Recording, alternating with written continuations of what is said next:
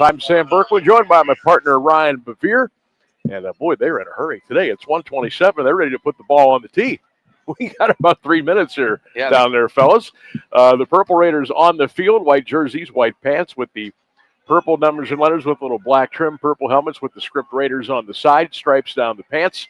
The Yellow Jackets going with all brown today. It's almost like a charcoal / deep brown with the yellow numbers and letters with the black, white, and gray trim.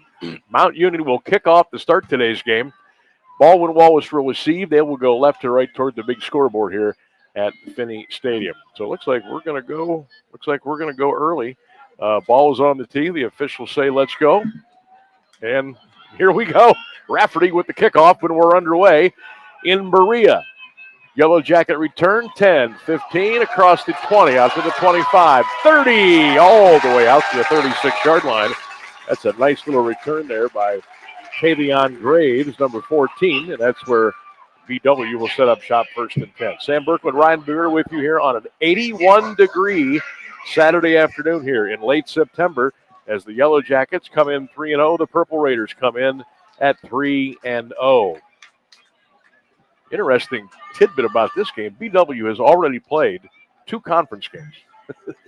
This is Mount's first conference game, 2 non-conference, and of course the bye week last weekend. Here come the Jackets. Bubonics will hand it off to Lindberger, the former Fighting Irish from St. Vincent St. Mary, and Big George across the 40 out to the 41-yard line. He'll pick up around 4 or 5 yards on the play. Purple Raiders defensively this year have been stout all season long, giving up 29 to Wheaton. They beat Grove City by the score of 49-14. Of course, the bye week last week, and giving some guys a chance to heal up just a bit as we get ready to roll into OAC play beginning here today. Go ahead. We're getting all of the 81 degrees, by the way. We are. Bubonics throws an out pattern. The receiver was running it up, and it's incomplete. Sandell Gardner was the intended receiver. Good defense by the Purple Raiders.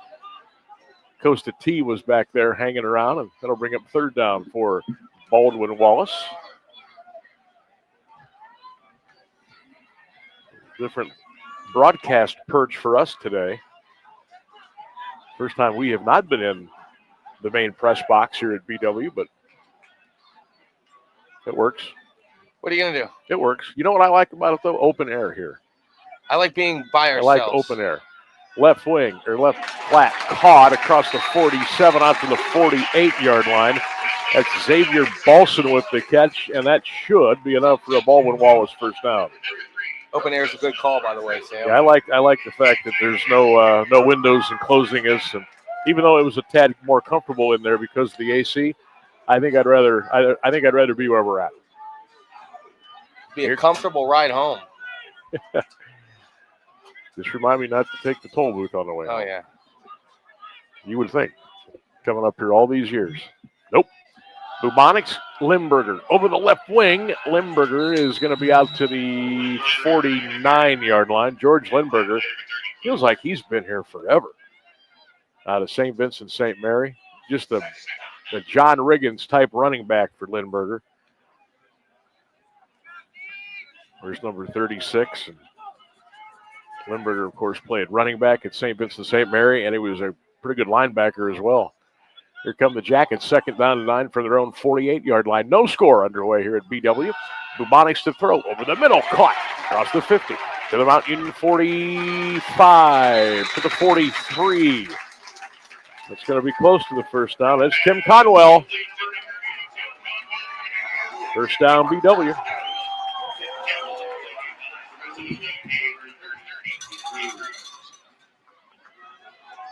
Seems like Conwell's been here forever, too. So Bubonics will go under center. They're going to double shift twins left and come over here to the right side to create a trips package to the wide side of the field. Limburger, the tailback. So trips left, slot left. Little sidearm pass, incomplete at the 38-yard line of Mount Union. Nice coverage by the Purple Raiders. Weston Arthur, number 34. He tried a little Bernie Kosar sidearm pass right there, incomplete. Yeah, it was a nice play by Weston to get his right arm in there, knock that ball away. He did everything he had to not get a PI, but I think anything else would have been a pass interference there. So the Yellow Jackets, Lindberger comes in motion now. He'll sit tight just right to the left of his quarterback. Bubonic trips to the right side. Raiders with 4 down linemen. Everybody drops back. Bubonic's in trouble. Whistles a pass on the far side. Lindberger caught it. Got shoved out of bounds by Renard at around the Mount Union 37 or so. So officially that's going to be about a gain of 4. We'll call it 3rd down and 6 for Baldwin Wallace. Just underway here in Berea. Sam Berkman, Ryan Bevere with you. 1310 WDPN. 12:20 in the opening quarter of play. 81 sunsplash degrees here at Finney Stadium. Bubonics has everybody lined up now. 4 wide. He'll go back to throw it. Over the middle, incomplete. Intended for Balson, the wide receiver. Liebler and company back there along with Jerry Cooper from Mount Union. And now all of a sudden, BW has hit a thud here in the drive. It's 4th and 6 at the Raider 38-yard line. Keenan Cruz went right up the middle. He took a nice shot, but I think that commotion caused the quarterback to throw it. And a nice opportunity for the Raiders right here to get the ball on offense. So BW will roll the dice, and they'll go 4th and 6 at the Raider 38-yard line. Bubonics in the gun. He will send 3 Yellow Jackets to the right, 1 to the left, just off the tight end side.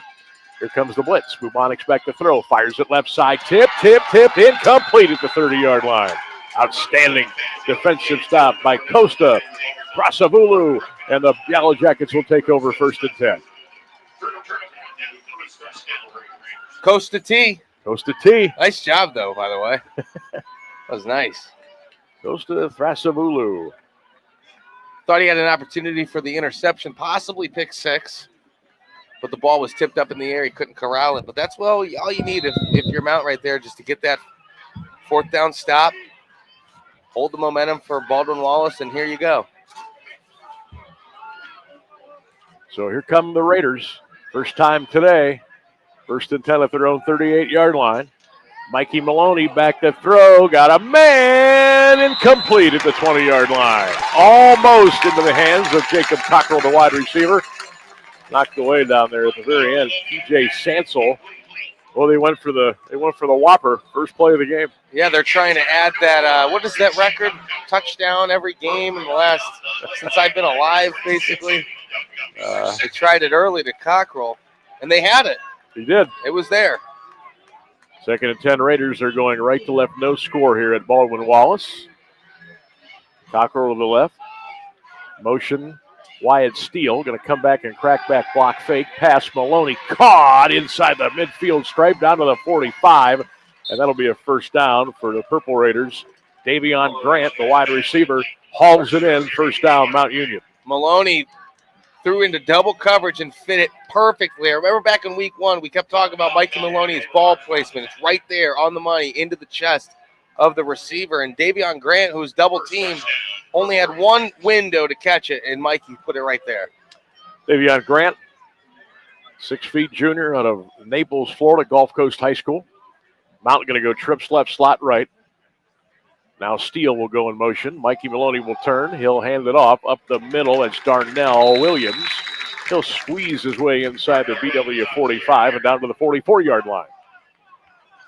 Well, a couple of yards on the play by Darnell Williams out of John Adams High School, Cleveland, Ohio, the Senate League.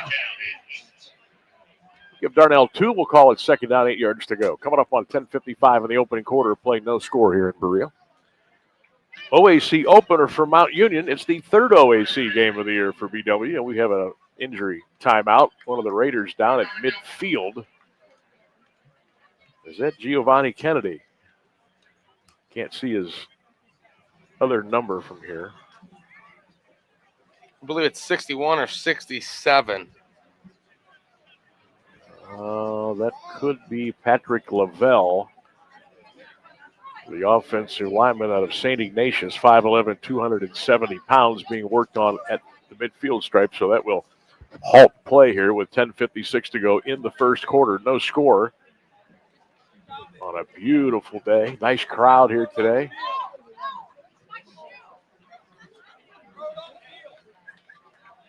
Got up here about 12:10. I got on Bagley Road. It seemed like I was on Bagley Road forever. Like it was just the volume of traffic was just starting to pick up. Of course, you go right by the Lou Groza Boulevard and Cleveland Browns headquarters. You know, I was thinking I might pay them a visit, but since it's my birthday, maybe they should pay me a visit.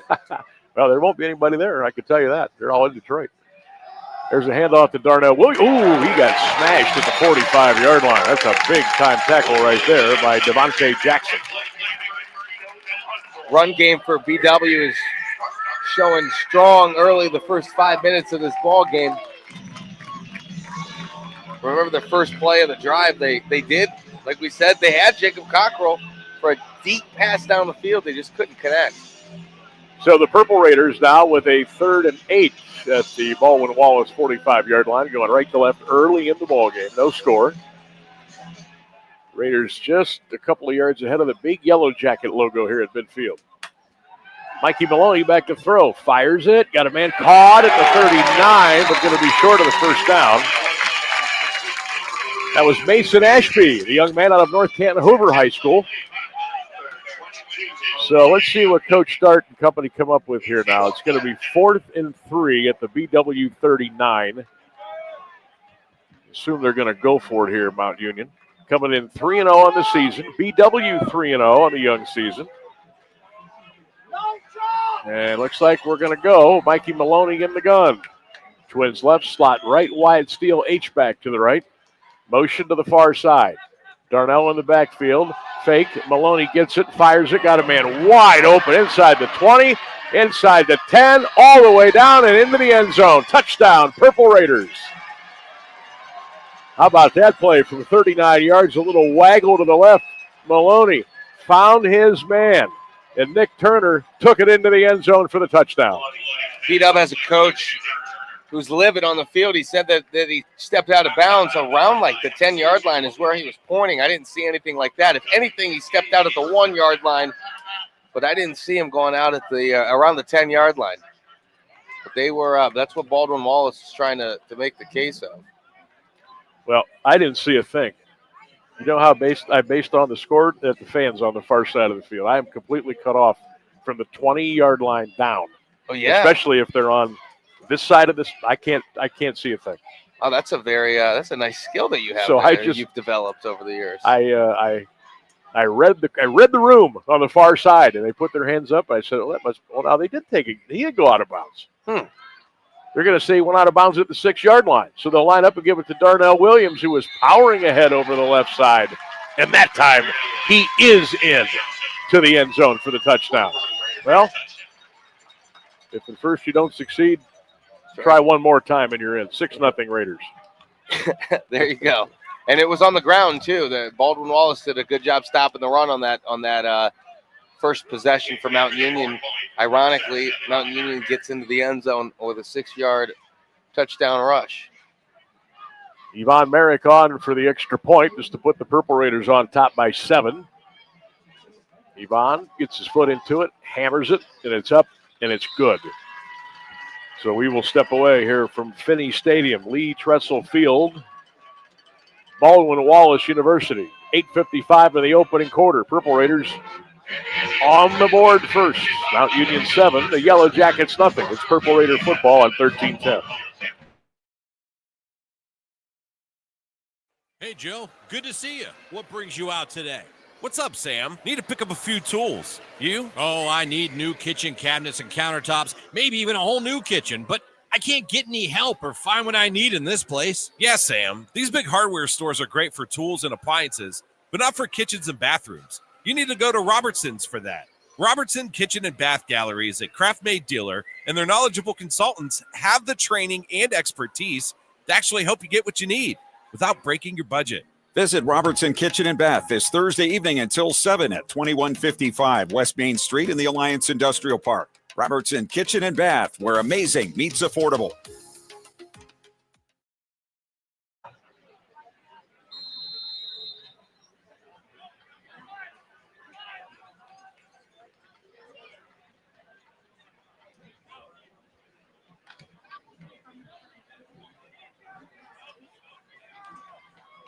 8:55 to go in the first quarter of play. 7-0 Mount Union here at Baldwin Wallace. Raftery gets his foot into it, kicks it deep to the left.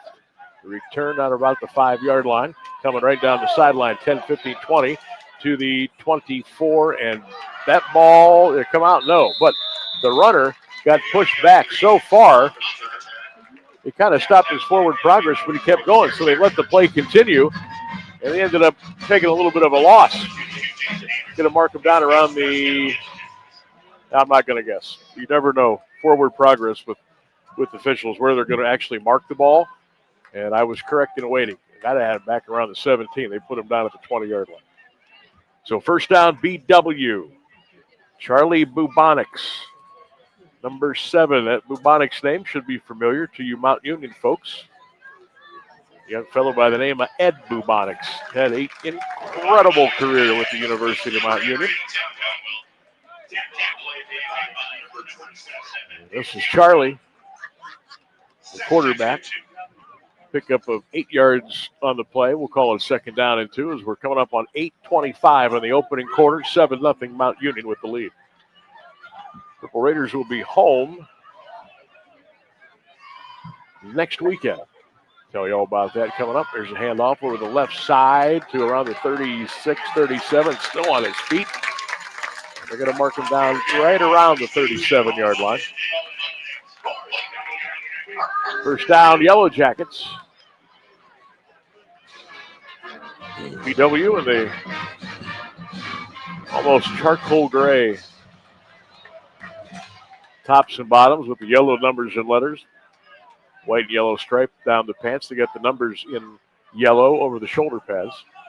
Raiders in the all-white today with the purple helmets. First down, Jackets going left to right here in the opening quarter of play. Bubonics going to go back to throw it. Looks, flushed out of the pocket. Charlie looking downfield, throws it way down there, and it's incomplete at the 20-yard line. Costa T with a tremendous defensive play, keeping it out of the hands of Xavier Balson, incomplete. And Xavier Balson has a height advantage over Costa T. So Costa T with really good defensive footwork towards the sideline there to make sure that not only kept the receiver close to that sideline, but he had his hands up towards the ball to make the play. I'm trying to find the exact height differential between those two. Purple Raiders now. 3 down linemen, one coming off the edge on a 2nd down. Handoff Lindberger. Look at George Lindberger rumbling to the Mount Union 49-yard line on a first down. I'll tell you what, that young man is as hard-nosed as you get. Picked up a first down. 7-0 Mount Union, 7:20. Clock runs in the opening quarter of play. Sam Berkman, Ryan Bevere, good to be with you on this Saturday afternoon. Finney Stadium, Trestle Field, 81 degrees and rising.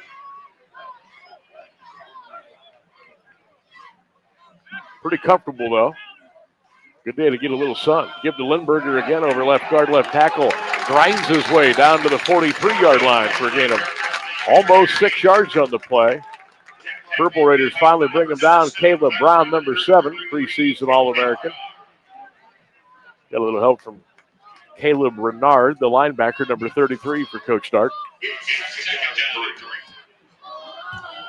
Told you about Jeff Dart, head coach of the Purple Raiders. 58-4. He is 40-0 in the OAC.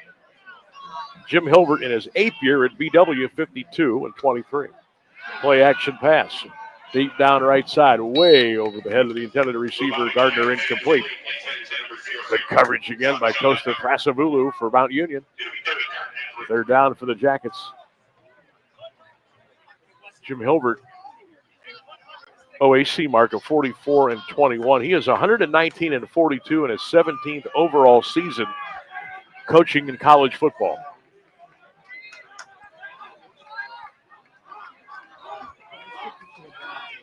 Third down and 3 for the Jackets at the Mount Union 43-yard line. Wide left, right, slot left for Bubonics. He will give it to Lindberger. He's got room. George Lindberger's got a first down.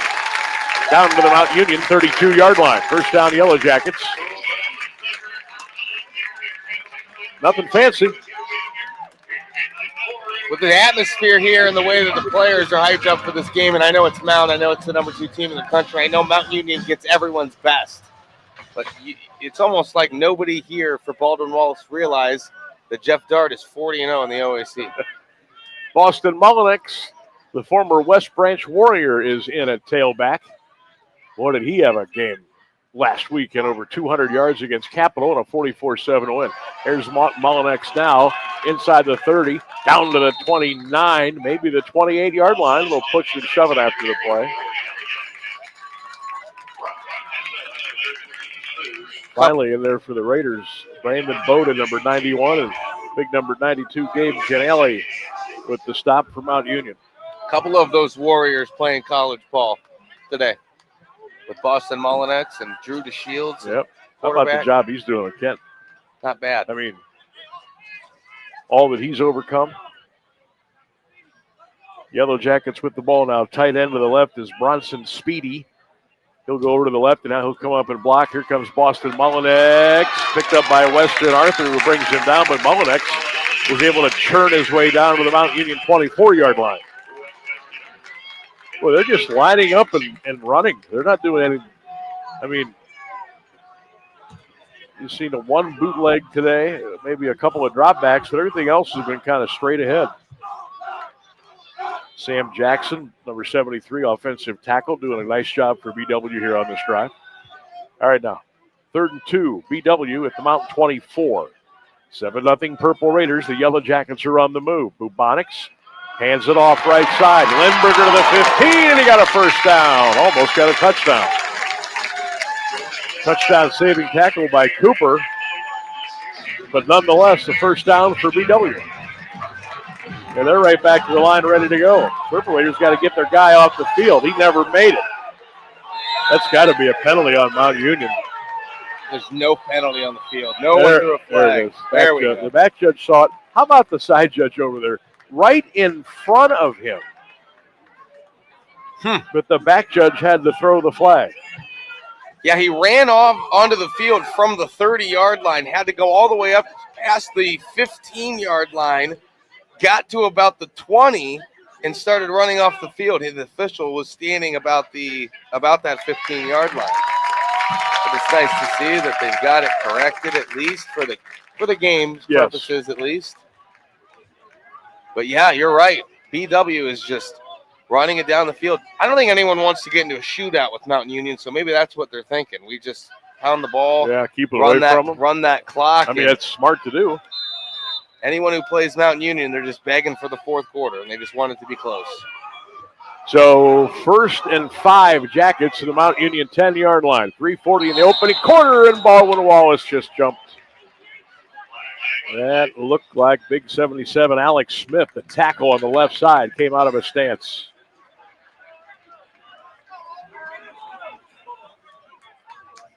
So that'll be a penalty. Yeah, you get 5 yards, and then you give it right back.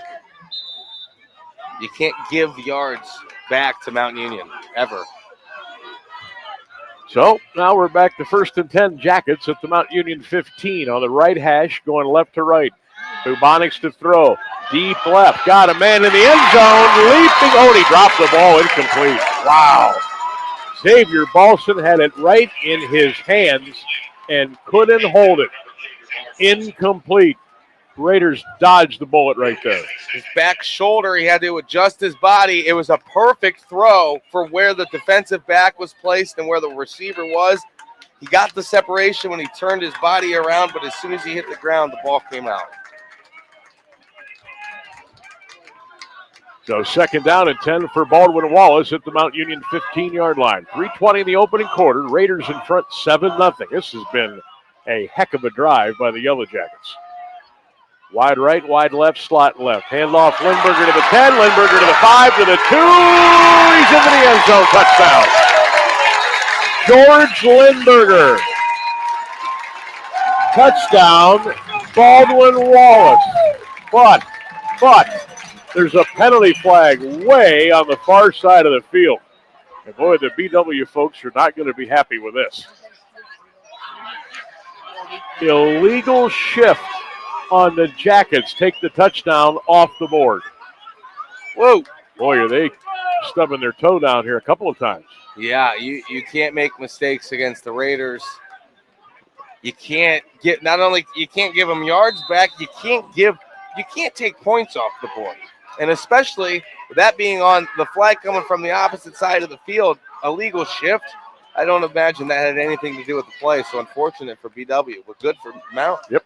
Balson wide left. Motion to the left.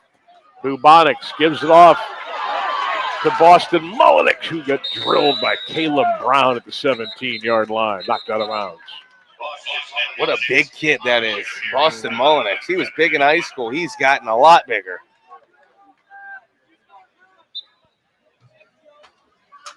That kid must live in the weight room.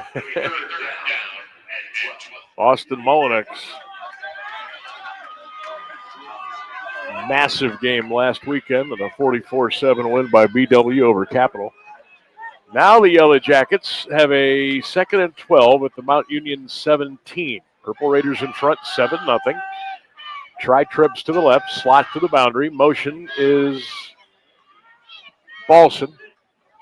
Bubonics in the gun, gets the snap, back to throw. Charlie looks, he fires, end zone, knocked away at the last second. Great defensive play by Jerry Cooper. Oh, our defensive backs have made some really nice plays in the defensive backfield. That'll set up 4th down, and the Yellow Jackets are going to have to punt the football away as Robert Feemster Jr. will come in, and he will attempt a 34-yard field goal. He's a left-footed kicker. Hash mark is on the right side. 7-0 Mount. Jackets trying to get 3 on the board. Good snap, good spot. Kick is on the way. It is good. And Baldwin Wallace is on the board. But that's a win for Mount Union right there. 2:23 to go in the first quarter.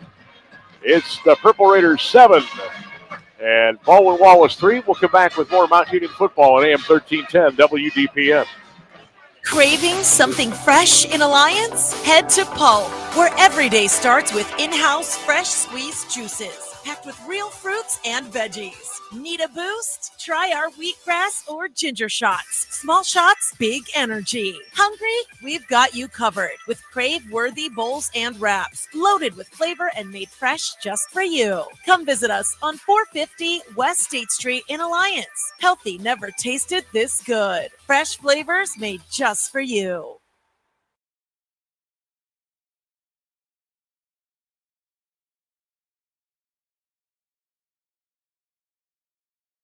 This is Mount Union Football on AM 1310 WDPN and streaming live on AM1310WDPN.com. Sam Berkman, Ryan Bevere back with you in Berea. 7-3 Mount Union over the Yellow Jackets. 2:23 to go in the first quarter of play. How about the Yellow Jackets? 66 yards on the ground, 28 in the air for a total of 94. There's the kickoff. That's going to go out of bounds. Thank you very much. When you have an offensive drive like that against Mount Union and you walk away with 3 points, especially after you crossed into the end zone with the football, that's tough. That's a tough pill to swallow, and it's something that they're going to have to immediately put behind them. No doubt.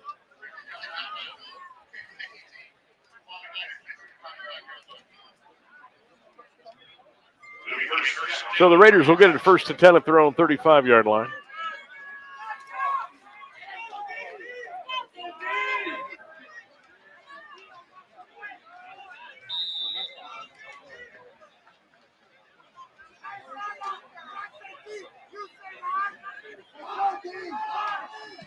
Stack Twins to the right. Now they'll break out of it.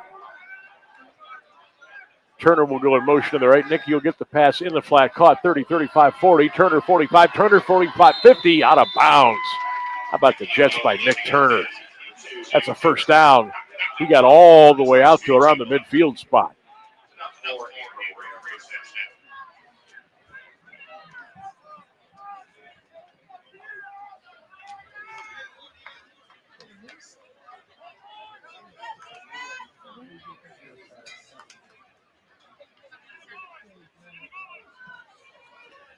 Raiders up to the line. Here comes the blitz. Give to Sean Thomas. He's going to be stood up and taken down.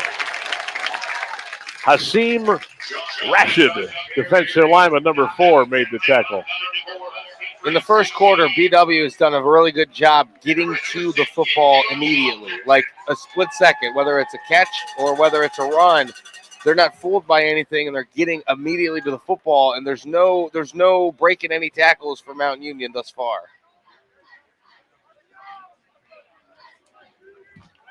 Purple Raiders 7, Yellow Jackets 3, $1.15 in the opening quarter play. Mount total offense 77 yards right now.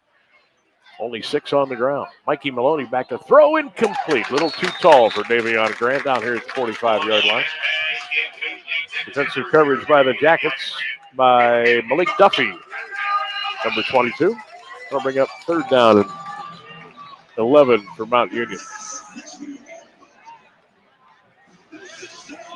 Tell you what,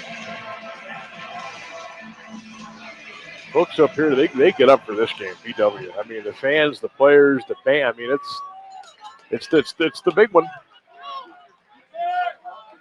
Mikey Maloney back to throw. Going to go outlet man, Sean Thomas, 50. Thomas very close to the first down. He might be a little short. You know, we talk about the fact that John Carroll has exited the OAC. That was the big rival for Mount. It's a big rival for BW too. Yeah, I mean that's the and it's been this way. It was this way for a long time. It was like the big 3: John Carroll, Baldwin, Mount Union, and then that was each other's rival. That's the 2 big games that you really look forward to all season, and now that's been cut in half. Raiders up to the line. They're going to go for it. 4th and 3 now at the 45. Play action pass. Maloney got it. First down, Matt Anderson, the tight end inside the 40, down close to the Yellow Jacket 36-yard line. Nice play. How do we, or is there any way we can advocate for this game to be moved to the last week of the season? Well, it will be when they go on their rotation, but it'll be a couple of years before that happens. Because that'll make it even that much. What was really fun when JC was still in the conference, your last 2 OAC games, timeout on the field, were Baldwin Wallace and John Carroll. So you get your non-conference game, you get to pretty much roll through the OAC, and then your last 2, those were the big ones, and then that got you ready for the playoffs, which was really nice. I think it also it gives the teams a better chance to both be undefeated or both have that 1-loss record and have a more meaningful game. Not that this isn't meaningful, because this is obviously the most meaningful game of the season so far. And that's tough to say because Mountain Union has two wins against top 25 teams thus far. But this is a really good atmosphere. I love this campus. You mentioned it coming off of Bagley Road, coming down here. It was just like, man, it's party central. There was tailgates all over the place, not just in the south parking lot, but they're in the west parking lot. They're across the street. Kids are walking from their dorms. I saw a band student leave their dorm room and walk to the stadium in their band uniform. Yep. That was incredible. That's something I wish that I would have gotten, is that college lifestyle. Living on campus for 4 years, wish I would have gotten that chance. Wish I would have taken it.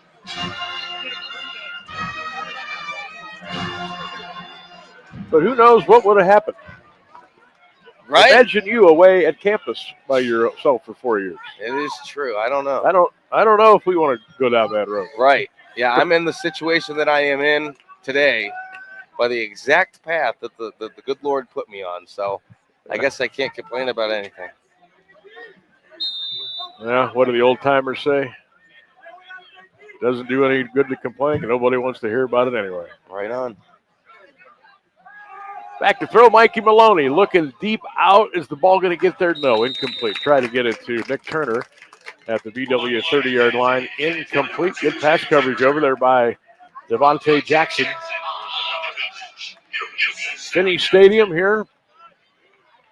Been here for a long time. I've seen a lot of college football games up here. A lot of high school playoff games have been played here. Of course, there's still high school regular season games played here. Okay, that makes Berea sense. was here. Then Berea and Mid-Park combined. So they play their home games here. Back to throw Maloney in the flat, incomplete. He just didn't set his feet there. Rushed it a little bit. Incomplete. That'll bring up third down. When we stepped into the press box, I thought to myself, I've never done a Baldwin Wallace game. I know that. But the press box seemed very familiar. Now that you say high school playoff games, I think that rings a bell. I might have traveled up here one year for a McKinley playoff game.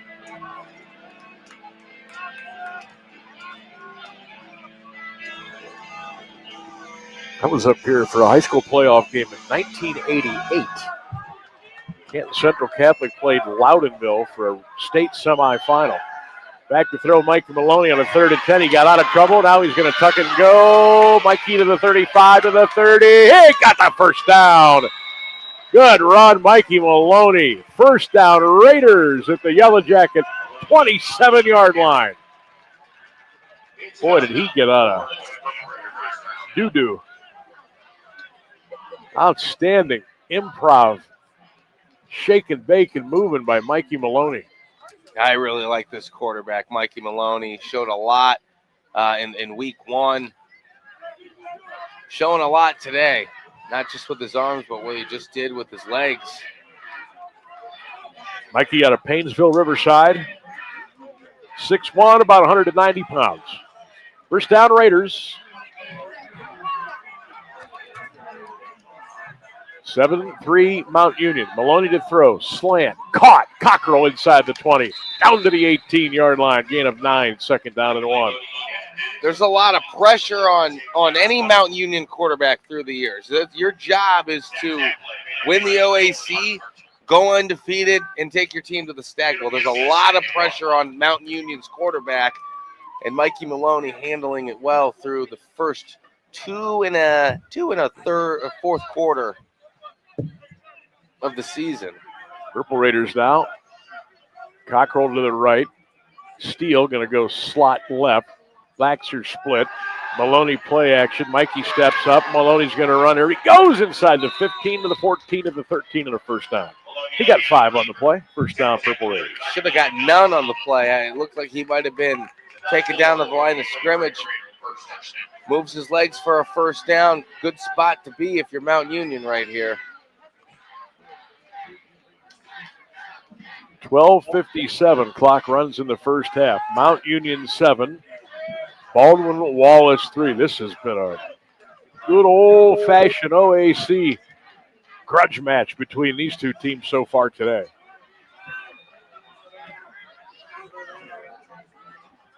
Anderson in motion to the right. He'll set. Handoff fake. Maloney outside. Anderson's got it 10. Matt's going to be cut down at the 10-yard line. Outstanding open field tackle by T.J. Hansel, number 1. It goes unnoticed because the pass was to the left side of the field and it was a quick screen play. But the right side, especially of the offensive line, is dominating Baldwin Wallace. Late flag just thrown. You mean to tell me they waited all that time before they threw a flag for an eligible man downfield?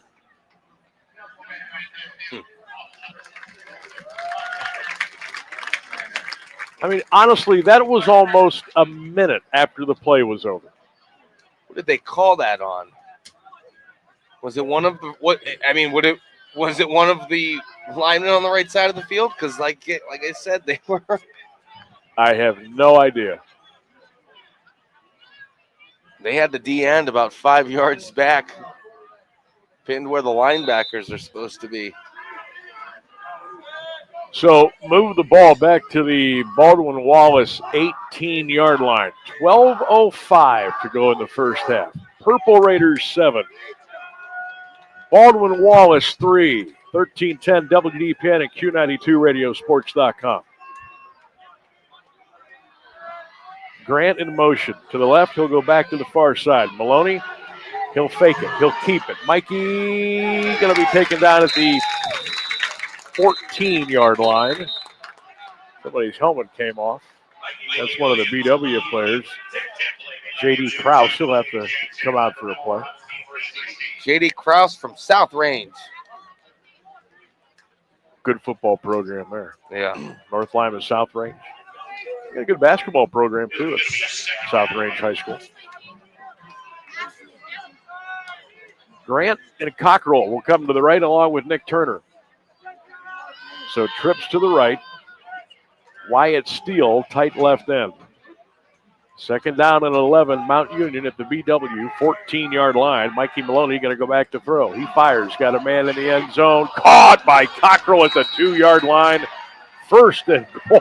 That was an NFL catch right there by Cockrell. First and goal Raiders. Wow, and again, the ball placement by Mikey Maloney that was almost intercepted by Malik Duffy by the defense, but he just wasn't tall enough. Maloney put that perfectly in the basket. Raiders line up right away. He'll hand it off. That's going nowhere. John Thomas taken down at the 4. He may have lost a yard on the play. Second down and goal. 10:30. Clock runs in the first half. Mount Union 7. Baldwin Wallace 3. Raiders scored first on a rushing touchdown by Darnell Williams. Yellow Jackets come back with a field goal to make it 7-3. Raiders going to bunch it off the tight end side to the right. Mikey Maloney in the gun. He'll give it to Sean Thomas. He'll burrow his way into the end zone. Touchdown, Mount Union. Muscle, strength. Touchdown, Raiders. In a little hole that opened up between the right guard and the center to get him into the end zone, but a burst of speed. There was no doubt that he was getting into the end zone. That was a nice little drive by the Purple Raiders. 13-3 Mount, 10:06 to go. Franklin to hold Merrick for the PAT. Just a little bit of a breeze blowing right to left here. There's the extra point by Merrick, and he put that baby way out of here. Up and good. So we'll take a timeout here in Berea. 10:06 to go in the first half. Purple Raiders 13, Yellow Jackets 3. Mount Union football continues after this on 1310 WDPN.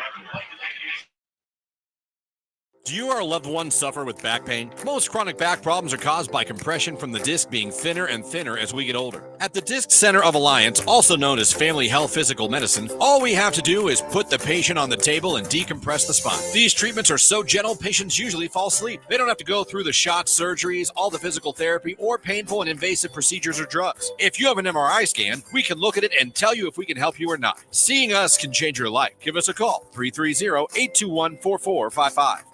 This is Mount Union football on AM 1310 WDPN and streaming live on AM1310WDPN.com.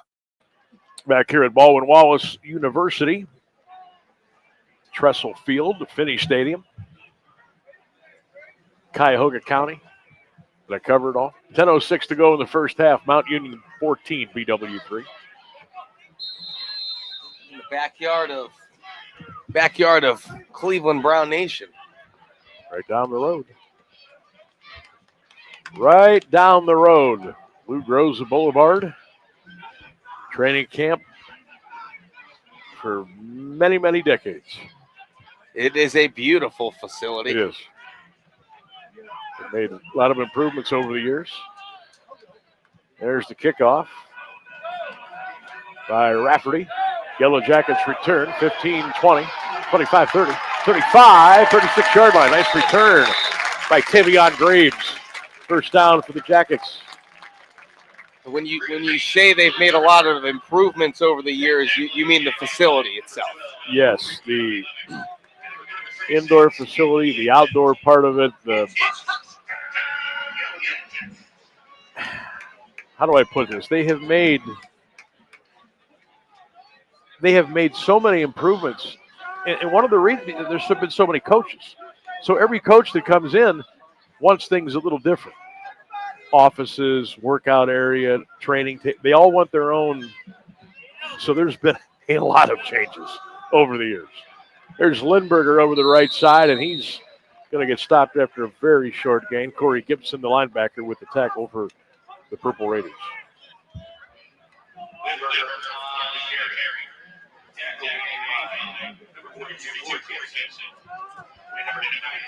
Of course, over the last, handful of years, the facility itself, training camp wise, didn't get as much use because they were, down in West Virginia for a couple of years. They do these joint practices, so they're away from the facility. Pass caught at the 45-yard line by BW. That's going to be very close to a first down, and it is. Plus, with the reduction of camp days, camp hours, more days off, it's gotten less and less use over there, at least in the field part and the indoor facility part of it. But as far as the offices and everything, they're pretty much rolling every day. Now if it would just translate to the field. Bubonics in the gun. Play act, he'll give it to Lindberger. George is going to run right into the open arms of Corey Gibson again. Lindberger will drive, and he'll be taken down at the BW 46-yard line. 8:30, clock runs first half. Mount Union 14, Baldwin Wallace 3, 1310 WDPN, and of course, Q92radiosports.com, and you can listen right now on all of our social media platforms, X, Facebook, and our Q92 YouTube page. Got a lot of folks dialed in today. We appreciate you doing that. Welcome to the broadcast. 14-3 Mount Union. Yellow Jackets going right to left, 2nd and 10 from their 46. Bubonics play action. He rolling right. He fires it downfield, incomplete. Tried to get it to Tim Conwell. Hits the turf. It'll bring up third down.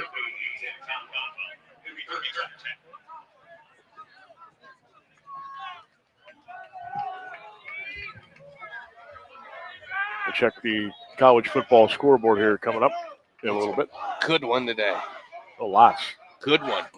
All day long. Good for us. The better games aren't until later on. Oregon, Penn State later on tonight. Georgia, Alabama later on tonight. Guardians tonight at 7:15. That's kind of a big game. Motion to the right, back to throw. Over the middle, Bubonics got a man caught inside the 25 and a first down. It's Conwell. Tackled by Davis Nye, but a big first down for the Yellow Jackets.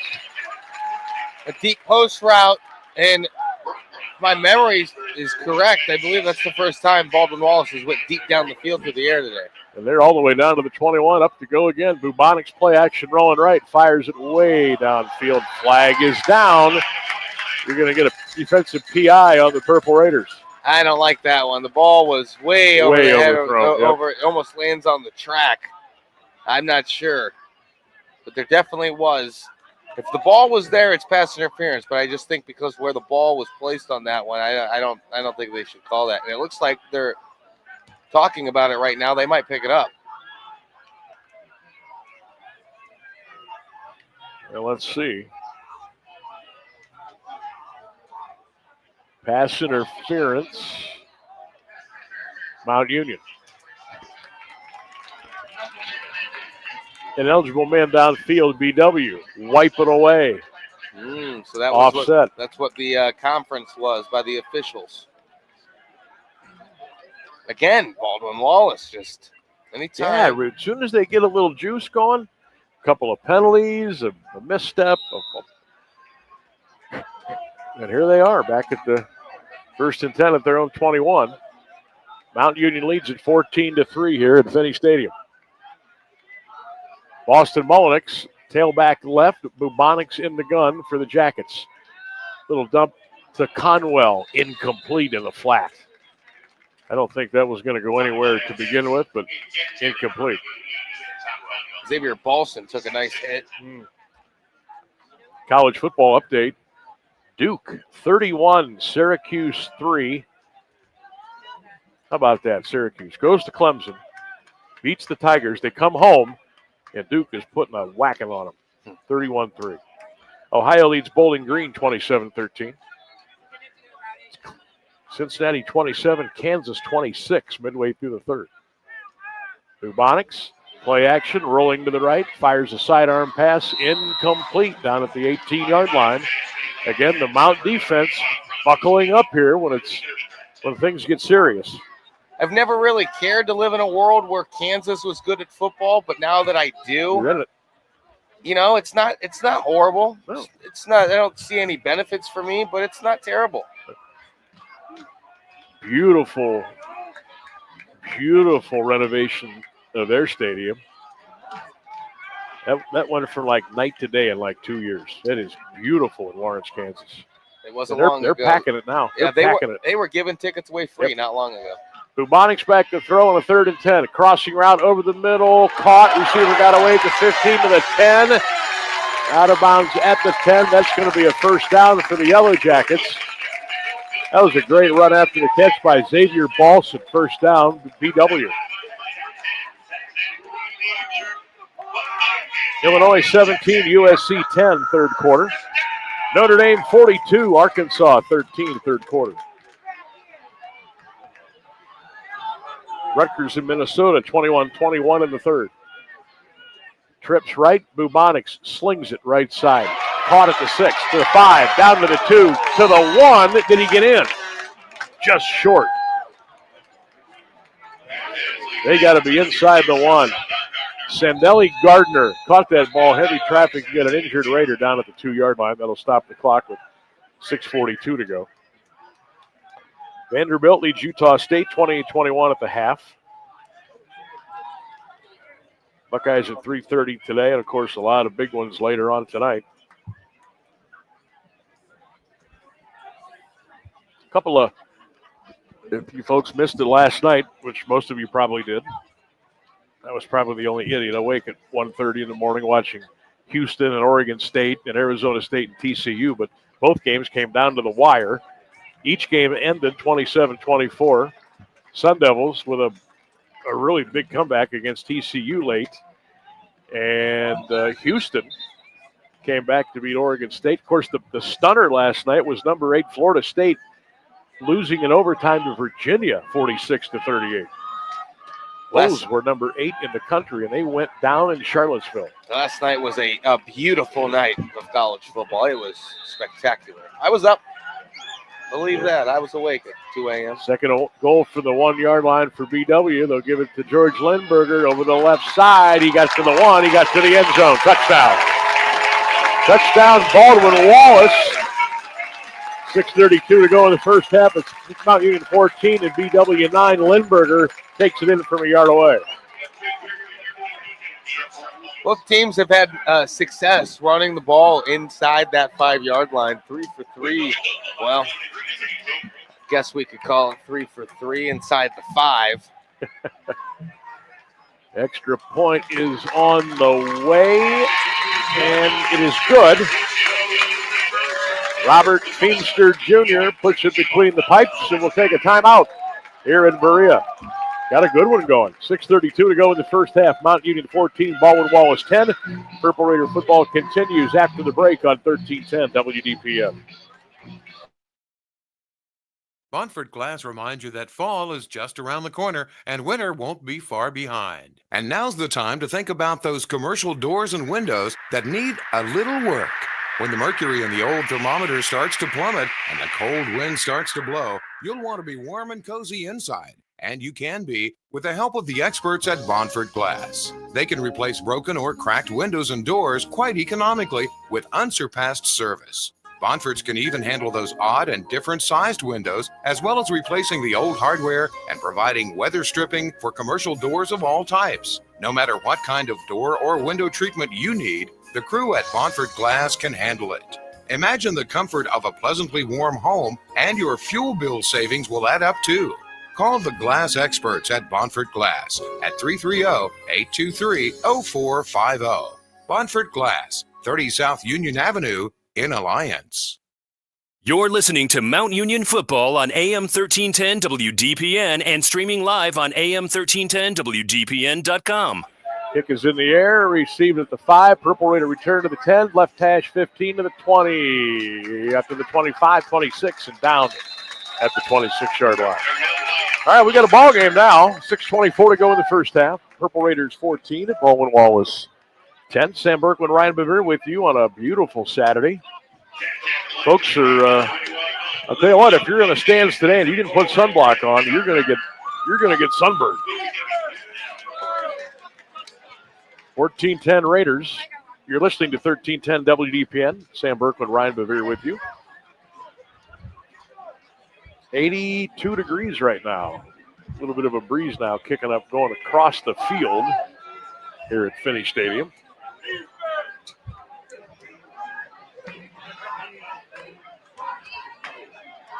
Not sure what the holdup is, but here we go. Mikey Maloney. Counter to Darnell. Darnell Williams will hunt his way out to around the 29 for a gain of 4. There's two ways you can treat this possession. You could go fast and try to treat it like a 2-for-1, force Baldwin Wallace into a shootout, which you know they don't want to be in. Or you could try to take the last 6 minutes of the first half off the clock, end it with 7 points, and go into the halftime up 2 scores. Yep. I bet a lot will depend on this series of 4 right here. Maloney back to throw. Mikey stepping up, got a man open, caught at the midfield stripe to the 45. The ball goes out of bounds, but that's Mount Union ball. Nicky Turner got walloped. Ball popped out, went out of bounds. Actually, they're going to set that back at the BW 45. That is a first down for Mount Union. Maloney to Turner, first down Raiders. Well, now I think you're right. After that first 4-down set, now that they're across the 50, I think they just go for it. Try to speed up the game a little bit, speed up Baldwin Wallace. Grant wide to the left, slot left. Mikey Maloney in the gun. Turner will go in motion. Raiders up 14-10. Thomas got the handoff, and he got drilled at the 50-yard line. All afternoon long, they have been swarming the ball. It's instantly. It's not even a second goes by. They are there. Steph Davis, number 51, and number 4, Hasim Rashid. Sandwiched Sean Thomas. It'll be second down and 15. If you're just now filing into the stadium, you are not going to find a spot on the home side. That is for sure. It's pretty packed over here. Turner motion to the left. Maloney back to throw. Fires it. Caught by Grant. Fumble. Got it back at the 39-yard line. Holy smokes. We are getting a little loose with the leather today. That was a nice bounce, a lucky bounce for Mount Union. Bounced right up like it was a basketball. That was on natural grass. That might not have happened. Right. Prescription athletic turf here at Trestle Field. You got a pretty good bounce right back up, and the Raiders keep control of the ball. But it's 3rd and 5, Mount Union at the Baldwin Wallace 40-yard line. 3:58 to go in the first half. Raiders in front. 14-10 as the BW crowd comes alive. Mikey Maloney back to throw. Got a man open. Caught by Turner, but he's going to be short of the first down. What a way to hang on to that football. Turner caught it with his left arm. Big hit. Took a big hit and held on to that football. TJ Gibbons delivered the hit. So now for Mount, it's going to be 4th and 1 at the Baldwin Wallace 36. 3:20. Clock runs in the first half. Mount Union 14, Baldwin Wallace 10. Jackets have outgained the Raiders today, 158 to 132.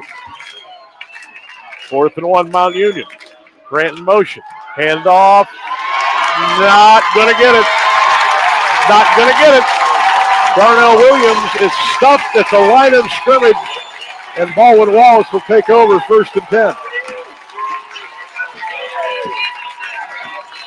So 3:02 to go in the first half, and the Jackets will take over as they turn Mount Union away at the 36-yard line. Boy. Which is interesting because we just got done saying that both of these teams, when they just need short yardage to run the ball, they've been having a lot of success. In that one, they just needed just a yard, and they couldn't get it.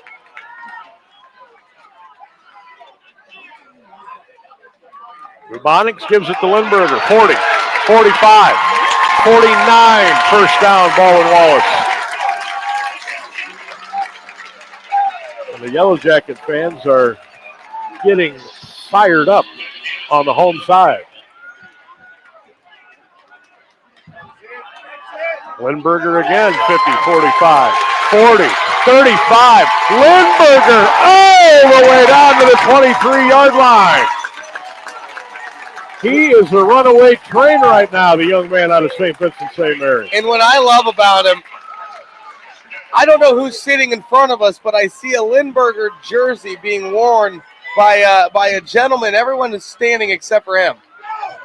There go the Yellow Jackets again. And another nice carry down to the 15-yard line. That's 8 more yards on the ground. I don't know if that was Lindberger or that was Boston Mullinex. Yellow Jackets up to the line, and I believe Mount Union has called a timeout, and the Yellow Jacket fans are on their feet here at Finney Stadium, and why not? Timeout with exactly 2 minutes. It's the 2-minute official timeout here in the first half. We'll take a break. 14-10 Mount Union, back with more Purple Raider football in a moment. Hey, Joe, good to see you. What brings you out today? What's up, Sam? Need to pick up a few tools. You? I need new faucets and a vanity, maybe even a whole new bathroom. But I can't get any help or find what I need in this place. Yeah, Sam, these big hardware stores are great for tools and appliances, but not for kitchens and bathrooms. You need to go to Robertson's for that. Robertson Kitchen and Bath Gallery is an American Standard Plumbing Registered showroom, and their knowledgeable consultants have the training and expertise to actually help you get what you need without breaking your budget.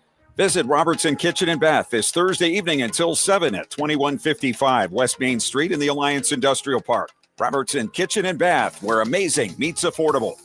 The Q92 Sports Network is your home for the best coverage of high school and Mount Union football and basketball.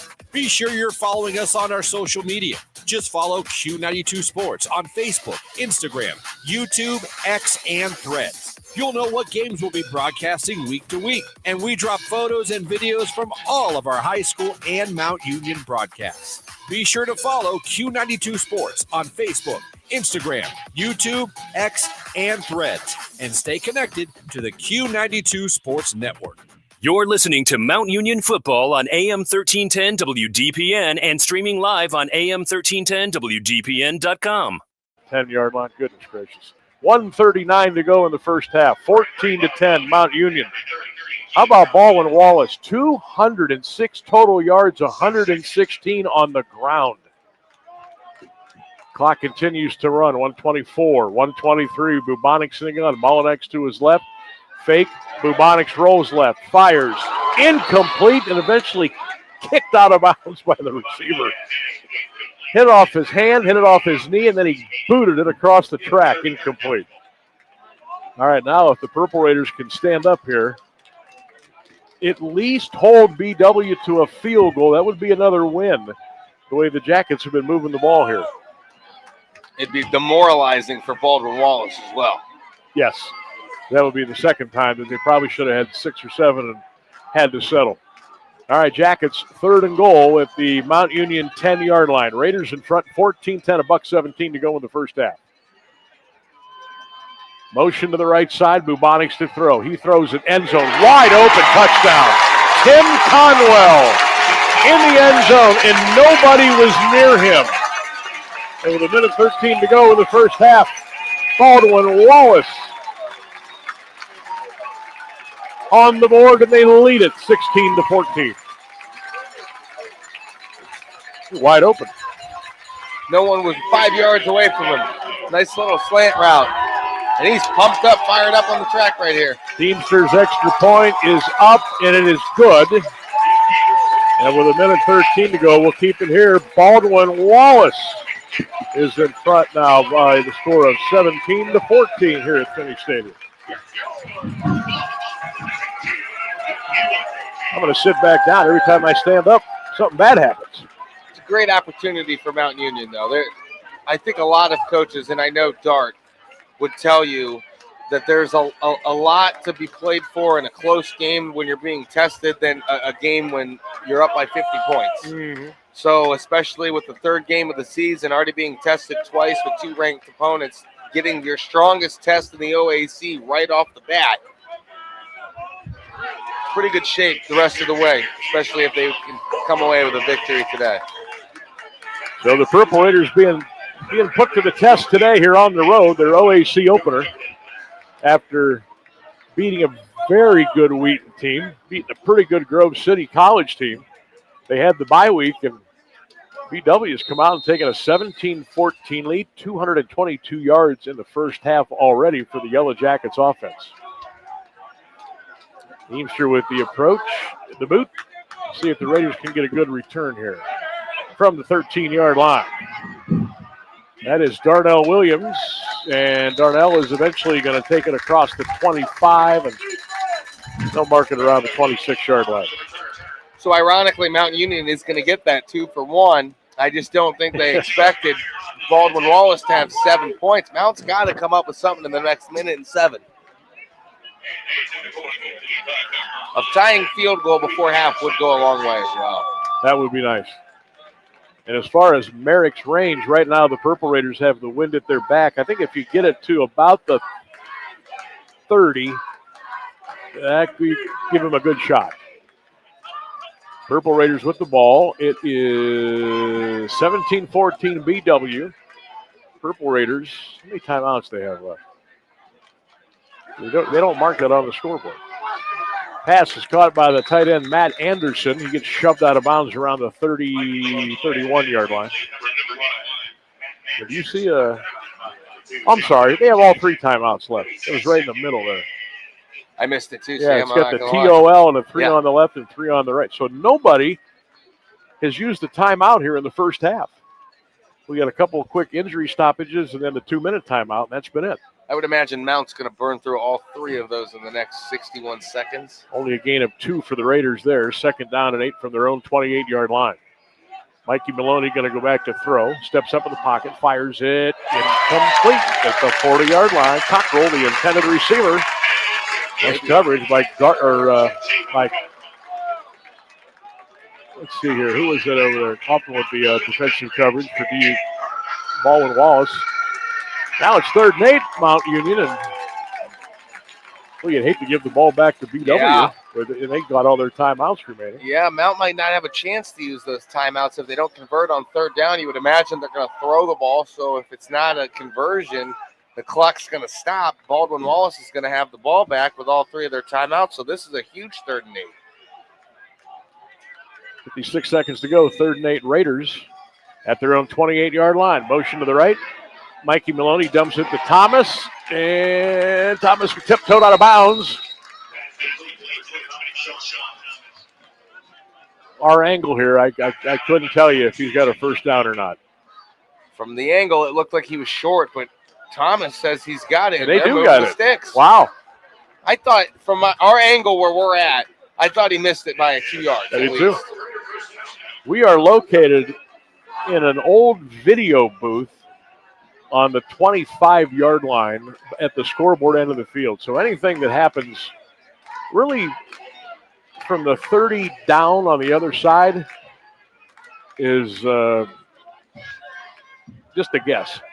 Maloney back to throw over the middle, almost hit the referee, incomplete. Try to get it to Mason Ashby on a little quick turnaround route at the 40-yard line, incomplete. 2nd down. I think Mason was supposed to continue to go up the other side of the field because that's where the ball was thrown. And if he would have done that, he would have had the ball right at the 50-yard line with a little space to go up maybe to the 40. Mason Ashby, the young man from North Canton Hoover, sophomore, getting more and more action now. He was a punt returner, got in late in games. Now he's been out there a lot tonight. Mikey Maloney back to throw. He fires it. Caught and boom at the 39-yard line. What a hit. Malik Duffy, number 22.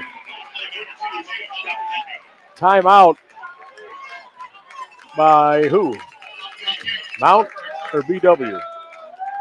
An absolute ball hawk in Malik Duffy. He is a sophomore defensive back out of Orlando, Florida.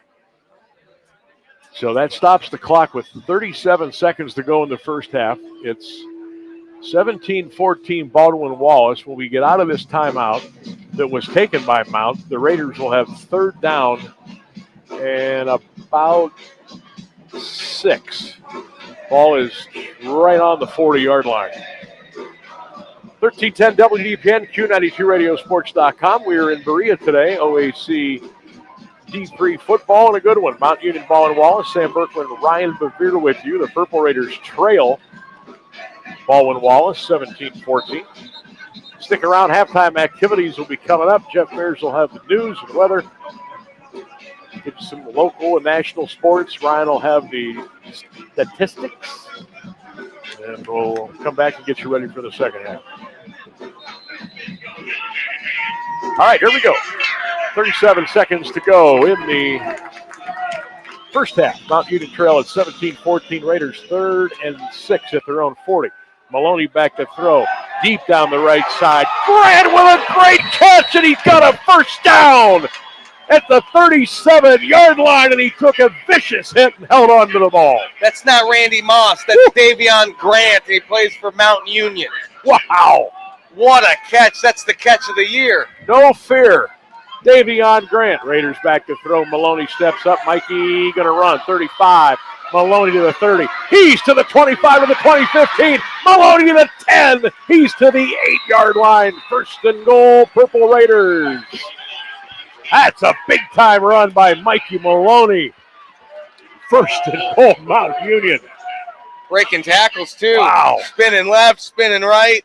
Looked like he was going through a car wash for a second. Purple Raiders call the timeout with 13 seconds to go. They have one remaining, and boy, if they could stick a touchdown in here at the end of the half, that would be demoralizing for Baldwin Wallace. Yeah, it really would be, especially how well Baldwin Wallace has played. And truthfully, they're going to go into the half thinking they could have played better. They made so many mistakes early on in the ball game that took points off the board for them, kept them out of the end zone. So to go into the half trailing in this game, that would hurt. That would be really, really tough, because what do you tell your kids? We played so good, and we're still trailing. You'd have to really hang on to those penalties. You can't get those back. The points, you can't get that back.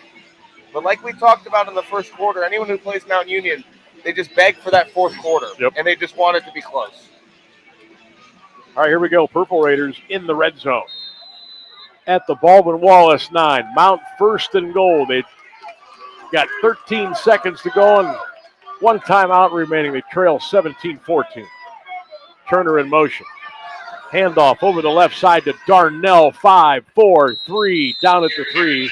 Timeout Mount Union. Timeout Purple Raiders with 8 seconds. That's their third and final timeout. As they play that one pretty close to the vest, they gave it to Darnell Williams, who got down to the 3-yard line, where it will be second and goal from there. Now there's 7 seconds on the clock. How we lost a second there. They really should put another second on the clock, and they did. So 8 seconds to go. You can run 2 plays here easy. There's no timeouts for Mount. No timeouts. And it is, if you're Mount, it's second and goal from the 3. The field goal is a gimme. But do you go for it if you don't get it here? Do you go for the touchdown? You cannot end up with no points. You have to throw it quickly. I'd find Cockrell on a little fade route to the far side of the field. And if that doesn't work, kick the field goal. Here we go. Maloney in the gun. Cockrell to the left. Grant to the right. Grant in motion. Mikey Maloney in the gun. Gets the snap. Fake. Throw. Touchdown. Wyatt Steele, the big man in the back of the end zone. Caught it. Touchdown, Purple Raiders. With 3 seconds left to go. What a call. What a call. 20-17, Mount Union. Nobody expected it to go there. Nobody. And he caught it with one hand, too. Brought it in one-handed. Had to reach up and grab it, pull it down. And that's just another one of those balls that is placed perfectly by Mikey Maloney. No doubt about it. Extra point coming for Yvonne Merrick. Snap spot. Kick is up. Kick is on the way. Kick is good. How about that drive by Mount Union? 3 seconds left to go in the first half. It's now 21-17 Purple Raiders. That was a big boy drive right there by Coach Jeff Dart and the Raider offense. Look at the sideline for Baldwin Wallace. It looks like the life was taken out of it. And a couple of minutes ago, 61 seconds of game time, they were jumping around on the track, hooting and hollering to the fans, and now they're all hanging their heads down there on the sideline. We still do have a ball game, but I think they just know what could possibly be in store coming out of the second half. What a ball game here today so far. Fans are rushing, trying to beat the line to the concession stand.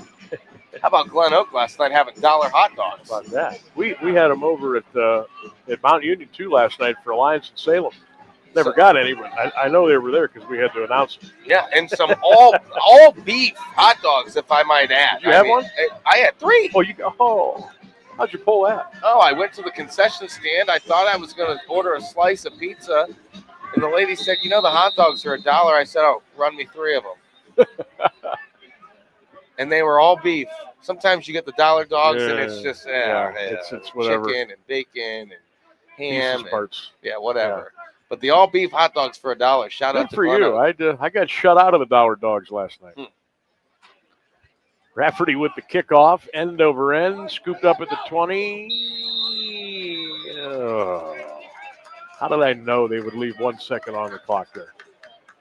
How did I know that? 1 second left to go.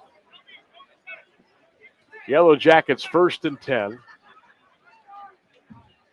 You got to run a play. Line of scrimmage is going to be the BW 23, Mount Union 21, Baldwin Wallace 17. Stick around. Halftime activities coming up on 1310 WDPN. Sam, I'll never understand the kneel down to go into the half when you have the ball. I know it's impossible. I know that they don't want to give up a fumble or anything, but why not just take a shot? Bubonics takes a knee, and that is the end of the first half. A very entertaining first half here at Trestle Field at George Finney Stadium on the campus of Baldwin Wallace University.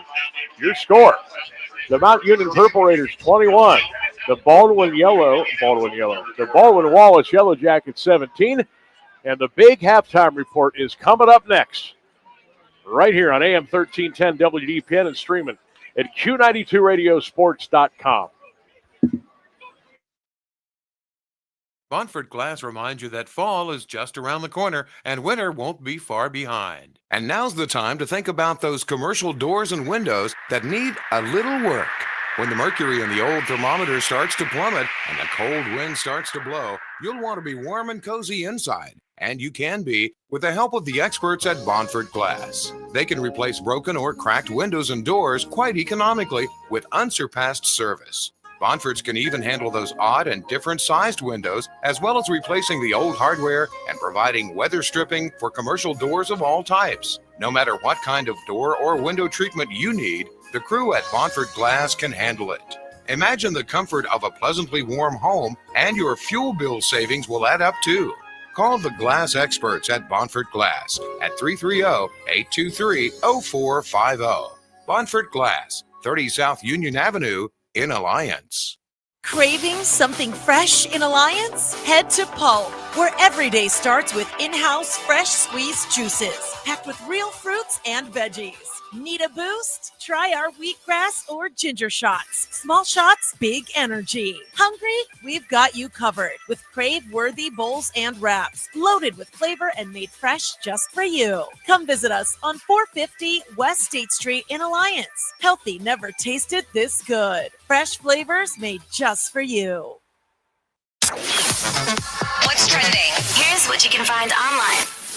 Q92radiosports.com is the official website of the Q92 Sports Network. It's also your home for all of our high school and University of Mount Union football and basketball games. It's where you can stream games live. Go to our SoundCloud page to relive games from the past. You can check out our upcoming broadcast schedule, get scores from around the area, and find your local sports news. It's all just a click away at Q92radiosports.com.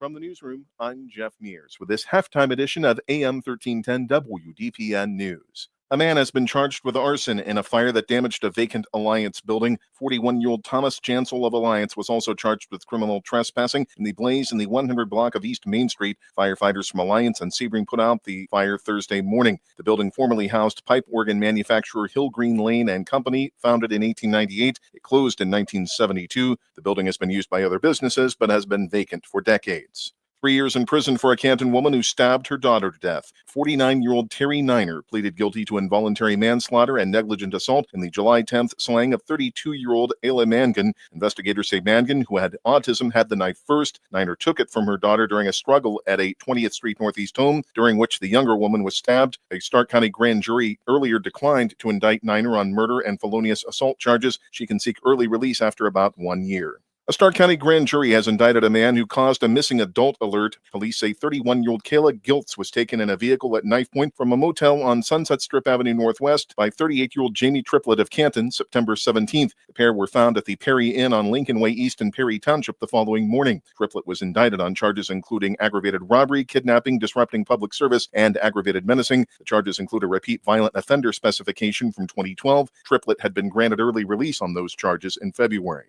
A Wellsville man pleads guilty to charges of obstructing justice and tampering with evidence stemming from a murder in the village. 41-year-old Brandon Kessler entered the plea September 19th in Columbiana County Common Pleas Court. Sentencing is scheduled for November 21st. Prosecutors said Kessler lied to police investigating the slaying of 30-year-old Robert Heron of East Liverpool. He was found shot to death behind a garage on 10th Street in September 2024. 34-year-old Gino Wall of Steubenville is on trial for related charges, including aggravated murder. Kessler testified Thursday he threw the alleged murder weapon into the Ohio River at Wellsville. He said Wall told him to get rid of it. The Columbiana County Port Authority officially has a new executive director. Brittany Smith was named to the post Monday by the Board of Directors. She succeeds Penny Trena, who retired April 1st. Smith joined the Port Authority in 2018 as Finance and Grant Coordinator and was promoted to Assistant Director 3 years later. She is a graduate of Salem High School and Mount Union.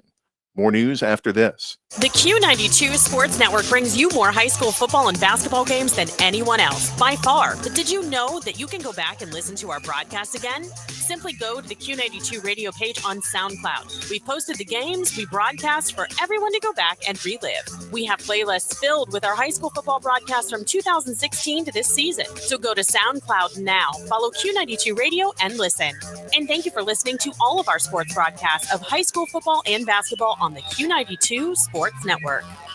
The former president and vice president of Youngstown Professional Firefighters Union Local 312 are suing the city's mayor. The civil lawsuit was filed in Mahoning County Common Pleas Court by John Rocco and Jordan Thomas. Mayor Tito Brown is accused of making racist remarks toward Rocco and Thomas during a September 2024 meeting. The suit also alleges Brown claimed the pair were being racist toward him and telling local media they were the aggressors. Rocco and Thomas denied the claims. The suit seeks damages for emotional pain and suffering, loss of professional standing, and harm to their reputation, as well as punitive damages. A domestic violence charge was filed Thursday night against an Austintown Township trustee candidate. 29-year-old Emily Saccone was arrested after a 911 call reported an altercation at a South Edge Hill Avenue home just before 10 p.m. Saccone is also the wife of Mahoning County Clerk of Courts Michael Saccone. According to WFMJ-TV, police found the man with scratches on his forehead and neck and bleeding from a leg wound. 3 children in the home were placed with relatives. Saccone is scheduled for a hearing in Mahoning County Court Monday afternoon. A man is in custody after leading Youngstown police on a chase through the city early today. Around 12:40, officers spotted a vehicle reported stolen from Lakewood and involved in recent events in Youngstown. The man sped away when they attempted a traffic stop. Police say the pursuit reached speeds of 75 miles per hour and the car ignored stop signs. It ended at a home on East Florida Avenue. The suspect ran inside the house where officers arrested him. Police also found a loaded magazine with 9mm rounds but couldn't find the related gun.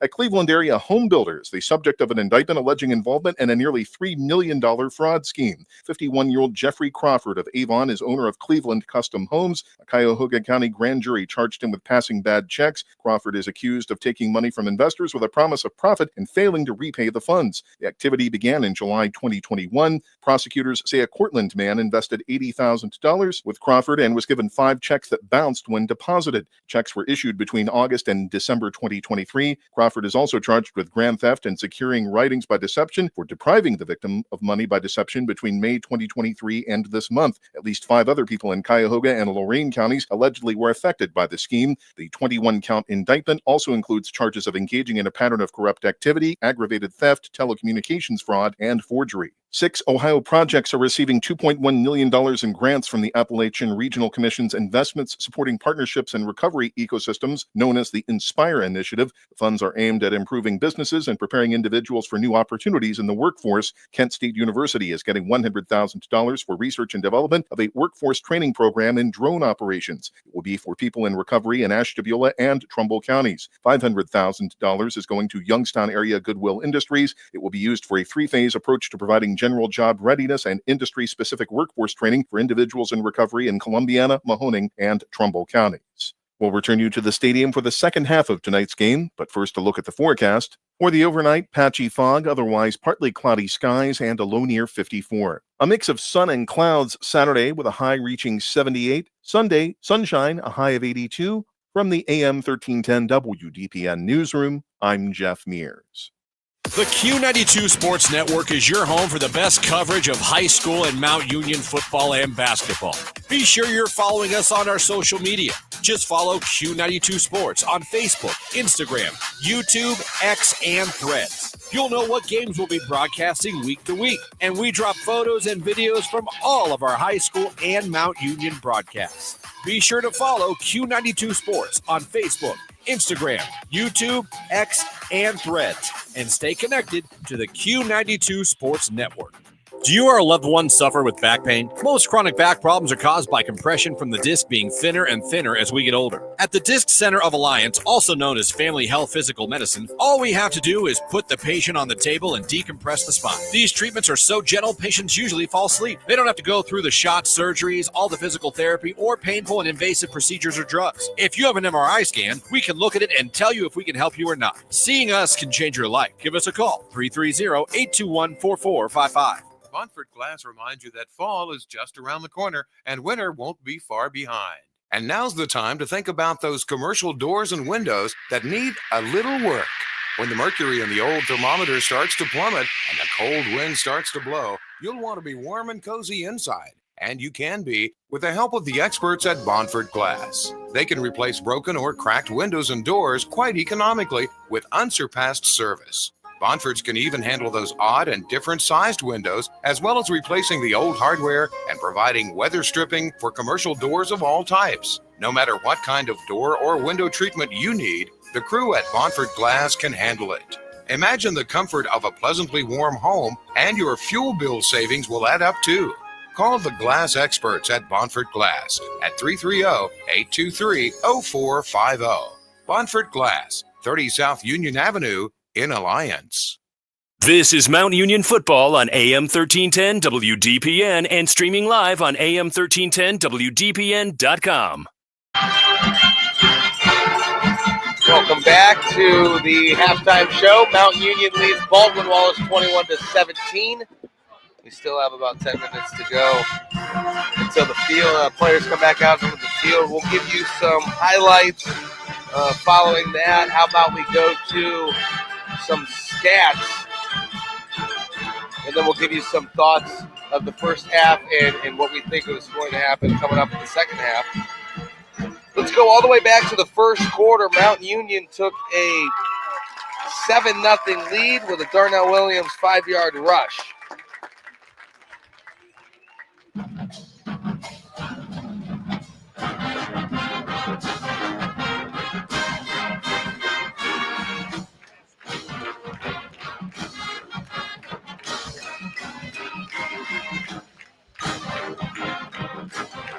Baldwin Wallace got 3 points after that, after they had 6 on the board, but it was taken away. They ended up kicking a field goal from Feemster. It was a 34-yarder. Mount Union, Sean Thomas had a 3-yard run after that one to give Mount Union a 14-3 lead. Everyone thought it was looking good, but not so fast, as it was a big half from Lindberger. He had a 1-yard rush for Baldwin Wallace to get the Yellow Jackets their first touchdown of the game. 14-10 is where we stood.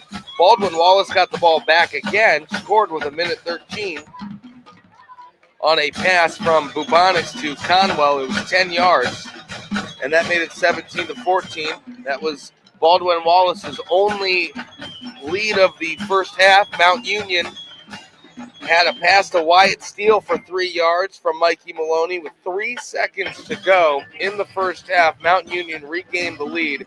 It was 20-7, and it still is 21 to 7, 21 to 17. First downs for Mount Union, 11. Baldwin Wallace has 14.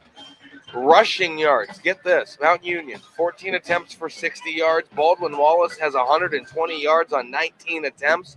Passing through the air, Mount Union 185 yards, Baldwin Wallace 100 yards. Total offensive and play yards, Mount Union 245 yards of offense on 36 plays. Baldwin Wallace had 3 more plays at 39 for 220 yards. No fumbles. We had no interceptions. No, excuse me, we did have 1 fumble, but it wasn't lost. It was fumbled and then bounced right back up to into the receiver's hands. So 1 fumble for Mount Union, but it wasn't recovered by Baldwin Wallace. 2 penalties for Mount Union for 10 yards, 2 penalties for Baldwin Wallace for 10 yards. Time of possession separated by 6 seconds. 15:03 for Mount, 14:57 for Baldwin Wallace. Mount is 3 of 6 on 3rd down. Baldwin Wallace is 5 of 7 on 3rd down. 4th down conversions, Mount Union 2 of 3. Baldwin Wallace 0 for 1. Red zone score chances, Mount Union is 3 of 3. Baldwin Wallace is 3 of 3. But Baldwin Wallace is 2 of 3 when it comes to converting touchdowns inside the red zone. They converted a touchdown that got called back on a penalty. Some individual stats for you. Mikey Maloney, he's been a dog through the air and on the ground. 47 yards on 4 rush attempts. His long was 28. He's averaging 11.8 yards per rush, and that is way more than the next Mount Union leading rusher, Darnell Williams, 17 yards, averaging 2.8 a rush, and Sean Thomas has rushed the ball 4 times. He's got a total net of -4 yards. So not great on the ground for Mount Union. But passing, how about Mikey Maloney? 16 to 22. He's doing this thing. 185 yards and a touchdown. His long was for 34 yards. Nick Turner with 5 catches, 83 yards. Davion Grant with 3 catches for 49 yards. Jacob Cockrell with 2 catches for 21. And Sean Thomas for 2 catches for 16 yards. Defensively, Davis Nye has 5 tackles. 3 of them are unassisted. Weston Arthur, 2 unassisted tackles, 5 total. Brandon Bowden with 4 assisted tackles, and Jerry Cooper, 2 and 2. 2 unassisted and 2 assisted. We've got about 5 minutes to go until we kick off the second half. I'm Ryan Bevere. Sam Berkman will be joining us back for some thoughts before the second half. We'll go ahead and take another break, and then when we come back, you'll get our final thoughts of the halftime show with Ryan Bevere and Sam Berkman right here on AM 1310 WDPN and streaming on Q92 Sports Network. The Q92 Sports Network is your home for the best coverage of high school and Mount Union football and basketball.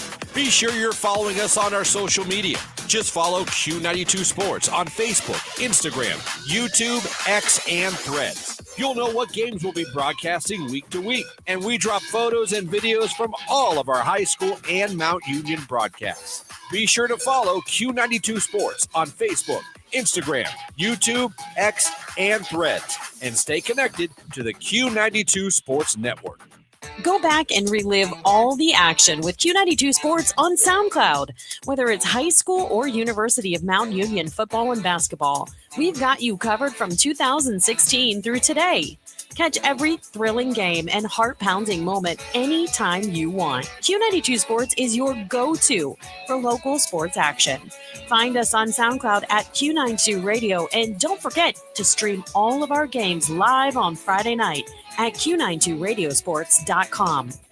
You're listening to Mount Union Football on AM 1310 WDPN and streaming live on AM 1310 WDPN.com. Welcome back to the halftime show. Mount Union Purple Raider football on AM 1310 WDPN.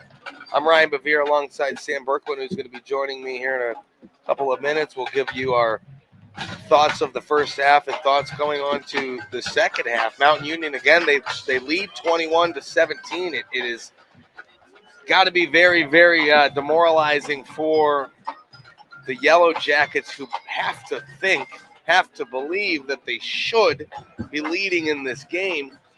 And if I was a Yellow Jacket, I would assume that is probably the way that they are thinking, because of the way that the first half went. The Yellow Jackets from Baldwin Wallace coughing up so many different opportunities, giving points back, taking points off the scoreboard, off penalties. But here we are, a beautiful day on the campus of Baldwin Wallace, right up the street from Cleveland Browns facility headquarters.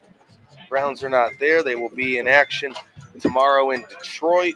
So anybody listening making that trip to Detroit, you don't really, as a Browns fan, I can't remember too many opportunities that we have to go to Detroit to catch a Browns game on the road. Detroit would be other than Pittsburgh, Detroit, and Buffalo. So I guess that would be the third closest stadium, but a nice stadium indoor if you are a Browns fan, to go travel out to Ford Field tomorrow. And if you are going, safe travels and best of luck to you. How about some college football today? It is an amazing, amazing slate of games, just ranked games all over the place. Currently, Georgia Tech is trailing Wake Forest 20-17, so the Demon Deacons have Georgia Tech on upset alert. Illinois at home against USC, Big Ten matchup. That's 24-17, Illinois. Notre Dame went down to Arkansas, and they are handling the Razorbacks. It's 49-13. Vanderbilt up over Utah State, 41-21. Couple of non-ranked matchups for you, because like I said, there's good football all over the place this weekend, not just last night in high school football, but college football today. NFL tomorrow. Duke leads Syracuse 38-3. Minnesota beating Rutgers 31-28. Pitt over Louisville 27-20. Cincinnati and Kansas, they got a good one going. 30-27, Cincinnati over Kansas. Kansas State 31-20 over UCF. Welcome back, Sam Berkman, into the broadcast booth. We're just going over the amazing, and it's not just college football, but there is just amazing football games being played all over the place this weekend. Coast to coast, north to south, east to west. High school to pros. I'm telling you, this is a great weekend. High school football, believe it or not, is going to be week 7 next week. Colleges are about 3, 4, some are 5 in. The pros, this will be the 4th week coming up there. Week 7 for high school football is almost not even believable. No. It's insane how fast that goes. Once you get to, for me, once you get to week 4, it's a blip on the radar how fast it goes. All right, we are ready to roll here at Baldwin Wallace for the second half. 13-10 WDPN. Mount Union in front, 21-17. Jackets kick it off. Purple Raider return. That is Darnell Williams coming all the way across the field to the 10, 15, 20, 25, 30, 35. Flag down. Doggone it. Darnell took it all the way out to close to the 48-yard line. But again, a penalty flag was dropped at around the 37. And more times than not, that's going to be on the kick return team in some fashion or another. Yeah, and it's going to take away a nice kick return out to midfield. Would have started the drive nice for Mount Union. And Mount Union, I talked about this during the halftime. I don't know how you feel, Sam. It almost feels like Baldwin Wallace should be winning this game. I know they went to the locker room thinking that they should be winning this game. And Mount Union, with the ball to start the third quarter, they got a chance to go up 2 scores and really just right the ship. So after the penalty, the ball is going to be put back at the Mount Union 25-yard line. Purple Raiders 21, Baldwin Wallace 17, Sam Berkman, Ryan Bevere. Good to be with you on this Saturday afternoon, 1310 WDPN. Of course, we are on the live stream cooking at Q92radiosports.com from Trestle Field at George Finney Stadium. What a great ball game. Pass out of the flat is caught. That is Turner. He will run out of bounds and around the 33, maybe the 34. We'll call him the 33-yard line. That'll be a pickup of 8 yards of the play. I'll tell you what, besides the table in here, I'm pretty happy with this broadcast location. Yeah, it's a not good. bad. We need a lot of room with all this right nonsense. You have to set up to do a game. Sean Thomas got free at the 40-45 midfield, and he slammed down at the 49-yard line. First down, 17 yards on the carry for Sean Thomas. We got a yellow jacket down at the 42. That is Devontae Jackson.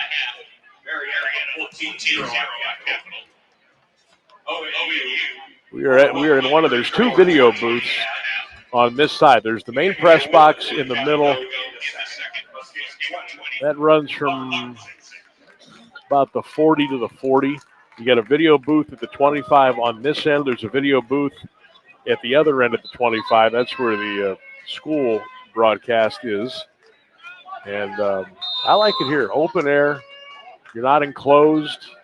Now it gets a little dicey when you got to look down at the other end of the field. You're kind of cut off a little bit. But, boy, if the action's down here, this is perfect. This is the exact direction the Purple Raiders are going right now. 1st and 10, Mount. Mikey Maloney dumps it, caught. Grant 50, little shake and bake to the 45, and Davion Grant down to the Yellow Jacket 44-yard line. Gain of 6 yards on the play. 21-17, Mount Union just getting cranked up here in the third quarter. 13:35 to go. Clock is running. Baldwin Wallace 3-0, Mount Union 2-0. Next week, the Purple Raiders will be at home against Otterbein at 1:30. And Baldwin Wallace is off next week as they have the bye. They're back in action October 11th at Otterbein at 1:30. Mikey Maloney rolling left on the run. Got a man wide open. Grant, look at him go. 20-15, 10-5. Touchdown. Davion Grant. 44 yards from Mikey Maloney, and the Purple Raiders right out of the chute, 27-17. Scanning the field, trying to find the flag. I can't find it, Sam. It looks like that's a touchdown. But you were mentioning how Mount had a bye last week. Baldwin Wallace has a bye next week. Yep. That is scheduling favorism for Mount Union 101, I think.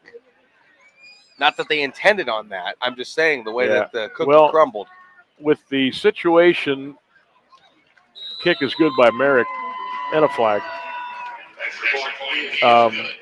With John Carroll leaving, they had to scramble. The other OAC teams had to scramble and pick up another non-conference game. So you probably had to do some dancing with some of the other schools and their programs to make it work, whether it was going to be a home game, an away game, what the dates were going to be. Because in the years past, at least for the Mount perspective, they've played a game to open the season. The very next week was a bye. Then they went into the OAC. But now you're playing 2 non-conference games. Then there was the bye. And now the OAC opener. But weirdly enough, BW, this is their 3rd league game already. Yeah, so it is a little confusing. But I'm assuming now once they get in this rhythm, now they know who they're going to play moving forward because the OAC is in like this scheduling relationship with another conference with the likes of Wheaton and Grove City, the President's Athletic Conference. Now you know. And I think it'll be uniform maybe after another year or so that you'll play 2 non-conference. Everybody will take the bye in the league, and then you'll start up OAC play after that. The way it but should we'll be. See. Yeah.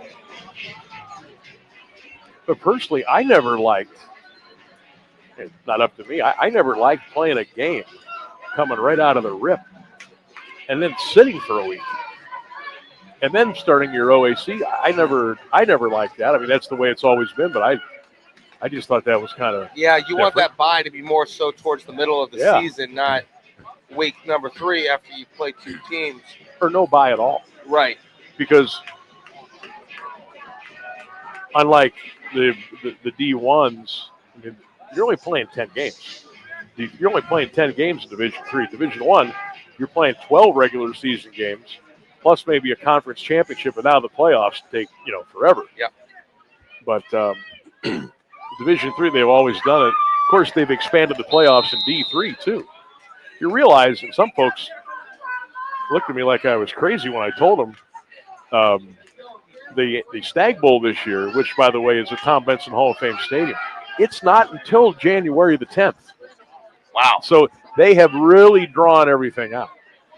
There's the kickoff. That baby is going to go out of the back of the end zone on the fly. Rafferty got his big foot into that one, boomed it out of the end zone. The Jackets will take over 1st and 10. 12:59 to go in the third. Mount Union 28 and Baldwin Wallace 17. Sam Berkman, Ryan Bevere with you on a beautiful Saturday afternoon here on AM 1310 WDPN from Berea, Ohio, the home of the Baldwin Wallace Yellow Jackets. Good first half. Crowd was into it. A lot of the crowd still in line of the concession stands to our right. The big tent, the hospitality VIP tent, is full to our right. Lindberger gets the carry. Big George rumbles out to the 28 where he's brought down by Caleb Renard. That's a gain of around 4, 2nd down and 6. Let's see if they don't go back to doing that again. Just give the ball to 36 and get out of his way. Yeah, George Lindberger, a junior running back, 5'10", 225 out of Barberton, like you mentioned. St. Vincent, St. Mary's. He is a complete beast back there, and Mount Union hasn't been able to stop him, so why would they go away from him? Bubonics in the gun. Lindberger will go to his right. Wide left, right, slot right for the Jackets. In motion, back to throw. Bubonics deep over the middle, incomplete at the 35-yard line. Tried to hit Xavier Balson. That's a good-looking target right there, Balson. Yep. And why not? I'd be looking for him all the time. Yeah, and he's standing about 4 inches taller than Costa T. Costa T is standing at 5'10", and we've got the big receiver, Xavier Balson, at 6'2". Yellow Jackets third down in about 6. From their own 28-yard line. Raiders showing blitz. Bubonics in the gun. They'll rush 5. Charlie steps up, throws it deep. He's got Conwell, overthrew him at the 40-yard line, incomplete. And it's a good thing, too, because Costa T, for the first time I think I've seen all season, he was running behind the defender, the receiver. The receiver beat him. Heading down the field, it was just overthrown. And we didn't see any sort of air attack from Baldwin Wallace until they were up against the time in the first half. So I wonder if it's there. I know they had success with it. Mason Ashby back for the Purple Raiders at his 30-yard line. There's the boot, end over end. That thing might go out of bounds. And it does. Boy, Mount's going to get really good field position here. That was not a really good punt by Eric Gresser. And by the time the official walks up the sideline, he's going to mark it down at the Mount Union 40-yard line. The Purple Raiders have a good opportunity right now to have all the fans in the stadium saying after the game, well, it was a good first half. Saw a good first half. This is where, if you're Mount, this is where you want to flex right now. Yep. This right here. You're up 11. You kind of zap the energy out of this side of the stadium a little bit from the Baldwin Wallace perspective. You got 12 minutes to go in the third. Now's the time to go on like an 8-play, 60-yard drive and put it into the end zone. Turner wide to the left. He'll go in motion. Throw out there to Grant. What a catch by Grant. He catches everything. at the 49-yard line. He kicked up 9 yards on the play. Now what do they say, incomplete? I don't see how. He goes out, he catches it, and he comes down. But yeah, I agree with what you said. They just need to flex right now. They need to flex on Baldwin Wallace, because history is a real thing. History creeps in the back of all of these players' mind. They might not be a part of the history, but they know the history of Mount Union. And once that scoreboard starts going up and up and up, it's hard to come back. Well, they called that incomplete. I don't know how they called that incomplete. Now there's a penalty on Mount Union. This is going to be a 5-yard penalty, false start. So wheels have come off here the last couple of plays. Well, and if you're Mount Union, you also know the history of this game and the rivalry. And you know that you never have enough points here. As I take a look back at the Mount Union Miracle here about 5 or 6 years ago on a cold, snowy, rainy Saturday, as time expired, the Purple Raiders with a Hail Mary going right to left. Wayne Ruby Jr. caught the ball as time expired, and it saved Mount Union's season. That pass in the flat for Turner, incomplete. Wayne Ruby. Stud. I mean, this is my 10th year calling Mount Union football. That afternoon, that may have been the first and only time I said, we're done. And that would have changed everything. You would not have hosted any playoff games. You would have been on the road for probably 4 weeks straight if you would have made it to the Stag Bowl. It just would have took and to this day, I don't know how they did it, but they did it. Pitch pass out there caught by Thomas, and Sean's going to rumble out around the 44, but he's going to be well short of the first down. That'll set up fourth down, and the Mount Union punt team will come in. I mean, it was one of the most incredible, surreal, ridiculous ends of a college football game I'd ever seen. Just unbelievable. And into the wind. It was incredible. On the road. On the road, in the wind, season in the balance, postseason maybe hanging in the balance. Against your rival. I mean, if you would have been here, you would not have believed. I mean, this side of the stadium, you would have thought it was like New Year's Eve in New York before the ball dropped. It was insane. And within 7 seconds, you could hear a pin drop on this side, and it was bedlam on the Mount Union side. The Mount Union Miracle. Never forget it. Hopefully it doesn't come down to that today. 28-17 Raiders. 3rd and 25. Mount at their 25. See if they just play it safe here. And they will. Draw play to Thomas. Over the 35, and Thomas will be taken down at the 36. So they got 11, setting up a fourth down for Mount Union, and the punt team will come on to the Purple Raiders. So pretty good job by the Yellow Jacket defense there after Mount Union forced the punt. And Mike Franklin will come in for the Raiders as they'll kick it away, 4th and 15 at their own 35-yard line. 10:50 to go, third quarter. Purple Raiders 28, Yellow Jackets 17. Sam Berkman, Ryan Bevere with you on 1310 WDPN. And, of course, Q92radiosports.com. Franklin should hit this in around his 25. A little wind at his back. Good snap. End over end kick. See what kind of bounce he gets. Not a good one. It'll bounce inside the 30. They'll check up. Raiders will get on it at the Baldwin Wallace 26-yard line. And that's where BW will go 1st and 10. Other ball games going on in the OAC today. Not many. Marietta at Capital and Muskingum at Otterbein. That game kicked off at 2. Next weekend, Cap at Heidelberg, Otterbein at Mount. We'll have it for you, 1310 WDPN. Marietta at Northern. Franklin, Indiana will be at Muskingum. That'll be a 6 o'clock kickoff next Saturday.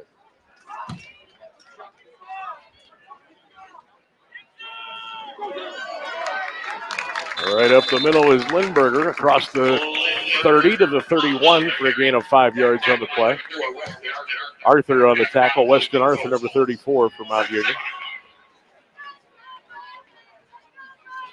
Purple Raiders looking for yet another perfect regular season, another OAC championship, and another run to the Stag Bowl here in 2025. The path is there. Bubonics gives it to Limburger. George, strong running across the 35 to the 36, and a Baldwin Wallace first down. You know, I don't know why they don't go away from that, or why they go away from that. They shouldn't. I was just about to say they are having their way with the defensive front on the ground. Hand off again to Lindberger, 39-40, 41, 42-yard line. 6 more for George Lindberger. They get like 6-7 yards every single time. I mean, I would just keep doing the same thing. Baldwin Wallace trailing Mount Union 28-17. We're coming up on 9:05, running clock, third quarter here at Baldwin Wallace. Bubonics in the shotgun. Bronson Speedy will go tight to the left end. Now he'll be an H-back, and they'll give it to Lindberger. And George Lindberger is going to get 1 yard out of it, out to the 42 before he's brought down. It's Elijah Franklin, number 90. Caleb Brown was in there, 42. Corey Gibson. So the Jackets going right to left here in the third quarter. 8:29 to go. 28-17 Mount Union. BW 3rd and 5 at their own 41. Big play right here for both these teams. Trips right, slot left. That's Balson wide to the left. Bubonics to throw. Steps up, fires behind his receiver, Conwell.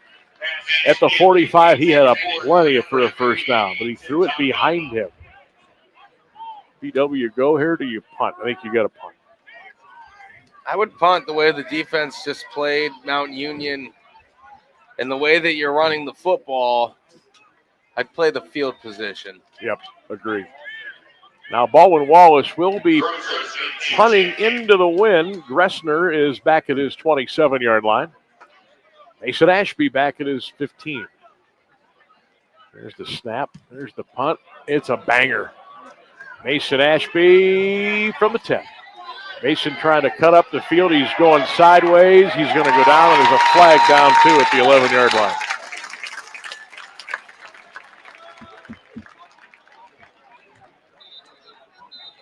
So that is going to be a hold or a clip. 8:02 to go third quarter. Raiders will take over with an 11-point lead.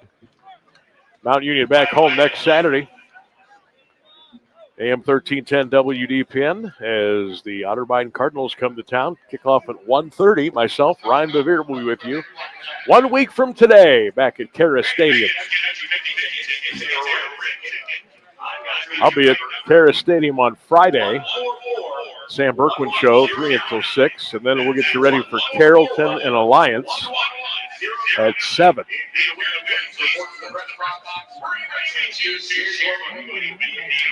Then we'll have Mount Union Saturday afternoon at 1:30, all on AM 1310 WDPN and Q92radiosports.com. Might just bring my sleeping bag Friday night and hang out in A-Town. Why not? Watch out for the deer. Right. Raiders first and 10 all the way back at their 7. There's a handoff to Darnell to the 10 to the 11. He picks up 4 yards on the play. It'll be about second down and 6 on the tackle. Looks like Dom Trumba, number 35, inside linebacker for Coach Hilbert's Yellow Jackets. Purple Raiders again coming in here 2-0, BW 3-0. Fourth game of the 2025 season, the third OAC conference game for BW. Second home game for the Jackets this year. They beat Capital last weekend, 44-7. Run around the left sidebar, Darnell Williams, and that's going to be strung out. And they'll take him out of bounds around the. Let's see, where did he go out? Clock is still moving. They must have pushed him out, so to speak, like he was still in play, but they decided to just let it run. He didn't go out on his own. So 3rd and 5, Purple Raiders. At their own 13-yard line. Mountain leads at 28-17. Need a big play here. Mikey Maloney will fake it, throw it. Caught Davion Grant. First down, Purple Raiders at the 29-yard line. That's a gain of 16 and a first down for Mount Union. Grant from Maloney. Nice slant route. Grant with the hands. But catching it all game long, except for the one that they said he put on the ground. I still don't know about that one. He made the catch of the year, though. I don't think we've seen a catch better so far, and I don't know that we're going to see a catch better the rest of the way. He is fearless, Davion Grant. Just one of the many outstanding wide receivers that have come through this football program. Here comes Darnell Williams, 30, 35, 40. Darnell to the 45 and a first down. Give him 16 yards. Move the sticks. Purple Raiders 1st and 10. Mount Union finally looking like they're figuring it out on the ground. Not very successful in the first half. Williams and Thomas combined for 20 yards rushing in the first. Mikey Maloney did have 47 yards, but those are all improvised. Those aren't designed runs. And I know Jeff Dart wants more than 20 yards on the ground, especially when they're trying to run it. First down, Purple Raiders at their 45-yard line. Mount leads at 28-17, third quarter. Mikey Maloney to throw. He steps up. He's going deep for Cockrell and complete. Almost. Incomplete down here at the 12-yard line. Nice coverage by T.J. Gibbons for Baldwin Wallace. And Kyle Lengdesbummer, number 15. One of Maloney's only misses of the afternoon when it comes to ball placement. Cockrell had 2 defenders beat, really. It was a step out ahead of both of them. The ball was about 2 yards out of his reach, though. Nice spiral, though, traveling through the air. Here come the Raiders now, 2nd and 10 at their own 45-yard line. Mikey Maloney in the gun. Darnell Williams will go in motion behind his quarterback. Mikey's going to keep it himself. 45, breaks the tackle, 47. Down at the 47, down at the 48-yard line. That'll set up a 3rd down possession play for Mount Union with 4:56 to go in the 3rd quarter. Purple Raiders on top, 28-17 here at Finnish Stadium. 82 degrees and nothing but sunshine here on this Saturday afternoon. Ashby, Cockrell, Turner are going to go wide to the left. Mount's taking a really long time getting this play in. Play clock is down to 6. Grant goes in motion. Mikey to throw it. Grant caught it. Grant dropped at the 49. That's going to be well short of the first down. So, does Mount Union punt the ball here and try to pin BW? Looks like that's what they're going to do, and the BW crowd says, good job for the defense. Mike Franklin and the Purple Raiders come on here with 4 minutes to go in the 3rd quarter. Mount on top, 28-17. Purple Raiders 375 yards today offense. BW has 239. This is a good BW football team. Franklin gets the snap. He'll rugby boot it. It's a high, bouncing at the 6. Did the Raiders get it in? Did they get to keep it in? I think they did. Officials are going to say no. I think what happened was Mount Union special teamer stepped foot in the end zone first. Then he batted the ball up in the air. If he would have done it all in one swoop, may have worked in Mount's favor, but it'll be a touchback, and the Jackets will take over 1st and 10. Yeah, and they're telling him that on the sideline, it looks like right now. You're right. He did step into the end zone and then jump up into the air. He caught the ball in the air and then tossed it back, which is okay, but it's because he stepped into the end zone first. So here come the Yellow Jackets. Trips right, slot to the left. Bubonic's in the gun. He'll hand it to Boston Mullinex, and the Purple Raiders are going to wrap him up and bring him down. Caleb Brown and company at the 20-yard line. No gain on the play. Who else got in there for the Raiders? That was Parker Logan, linebacker number 15. Jackets right up to the line, ready to go. Second down and 10. Trips right. Bubonics throws the Mullinex out in the flat, caught at the 18 to the 20. Mullinex got it free at the 21, and he'll go down at the 22-yard line. Gain of 2 on the play. We're at 2:54 to go here in the third quarter. Mount Union 28, Baldwin Wallace 17 here in Berea. Check the college football scoreboard here in a couple of minutes. Yellow Jackets on the far right hash on a 3rd and 9 at their own 21. Big defensive play here for Mount Union. Olsen in motion to the near side, whistles. False start, Baldwin Wallace, 5-yard penalty. One of the linemen must have flinched or something.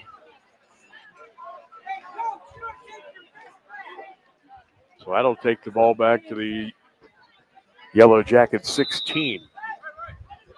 Clock goes back into motion, 2:20 in the third quarter. Purple Raiders on top, 28-17. Jackets going to go twins right and left. Boston Mullinex the setback to the left. Gardner in motion. Bubonics will go back to throw it. He's in trouble. He's in trouble. Got him. Finally, he goes down at the 16-yard line. Cruz on the chase for Mount Union. Brandon Bowden chasing around back there. Nice job. And the Purple Raider defense comes up big, and BW will punt it away again as Mason Ashby will retreat to the 40-yard line. Quietest the home crowd has been all day. Yep. 28-17 Mount Union. We have a minute 35 to go in the third quarter. We can hear what the players are saying. Ressner, the punt almost got it blocked. Mason Ashby on the return. 50. Mason Ashby to the 46-yard line. Baldwin Wallace fans wanted a running into the punter. I mean, there was about 6 bodies back there between Baldwin Wallace and Mount Union. But I don't know if there was any real contact. I think it was just 6 guys meeting up, and everybody fell.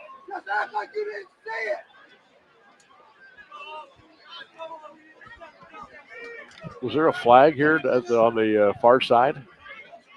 I don't see one. I think they were picking up Mason Ashby's shirt that ripped off. They got tackled down by the shirt and it ripped. So the Purple Raiders will take over 1st and 10. A minute 19 to go in the third quarter. Mount 28, Baldwin Wallace 17. Raiders 1st and 10 at the Jacket 47, going left to right toward the big scoreboard here. Wyatt Steele in motion. Mikey gives it off to Darnell, and he is going to be taken down at the 45-yard line. They do not buy the play action. Nope. They are defenses. I know Mount's hung 28 points, but for Mount Union, that's not a lot. Baldwin Wallace's defense is really, really good. They're ball hawks. They get right to the ball. They know exactly where it's going to be. That was Sean Thomas on the carry, not Darnell Williams. So Thomas was able to squeeze out 2 to make it 2nd down and 8. Third quarter, winding down in Berea. Check it. 42 seconds, clock running. 2nd and 8 Raiders. Steele in motion. Mikey Maloney in the gun. Play action over the middle. Incomplete for Davion Grant. That'll bring up 3rd down with 32 seconds to go. Triple coverage right there. It's the first throw I haven't liked from Mikey Maloney today. Didn't like the decision to throw it there.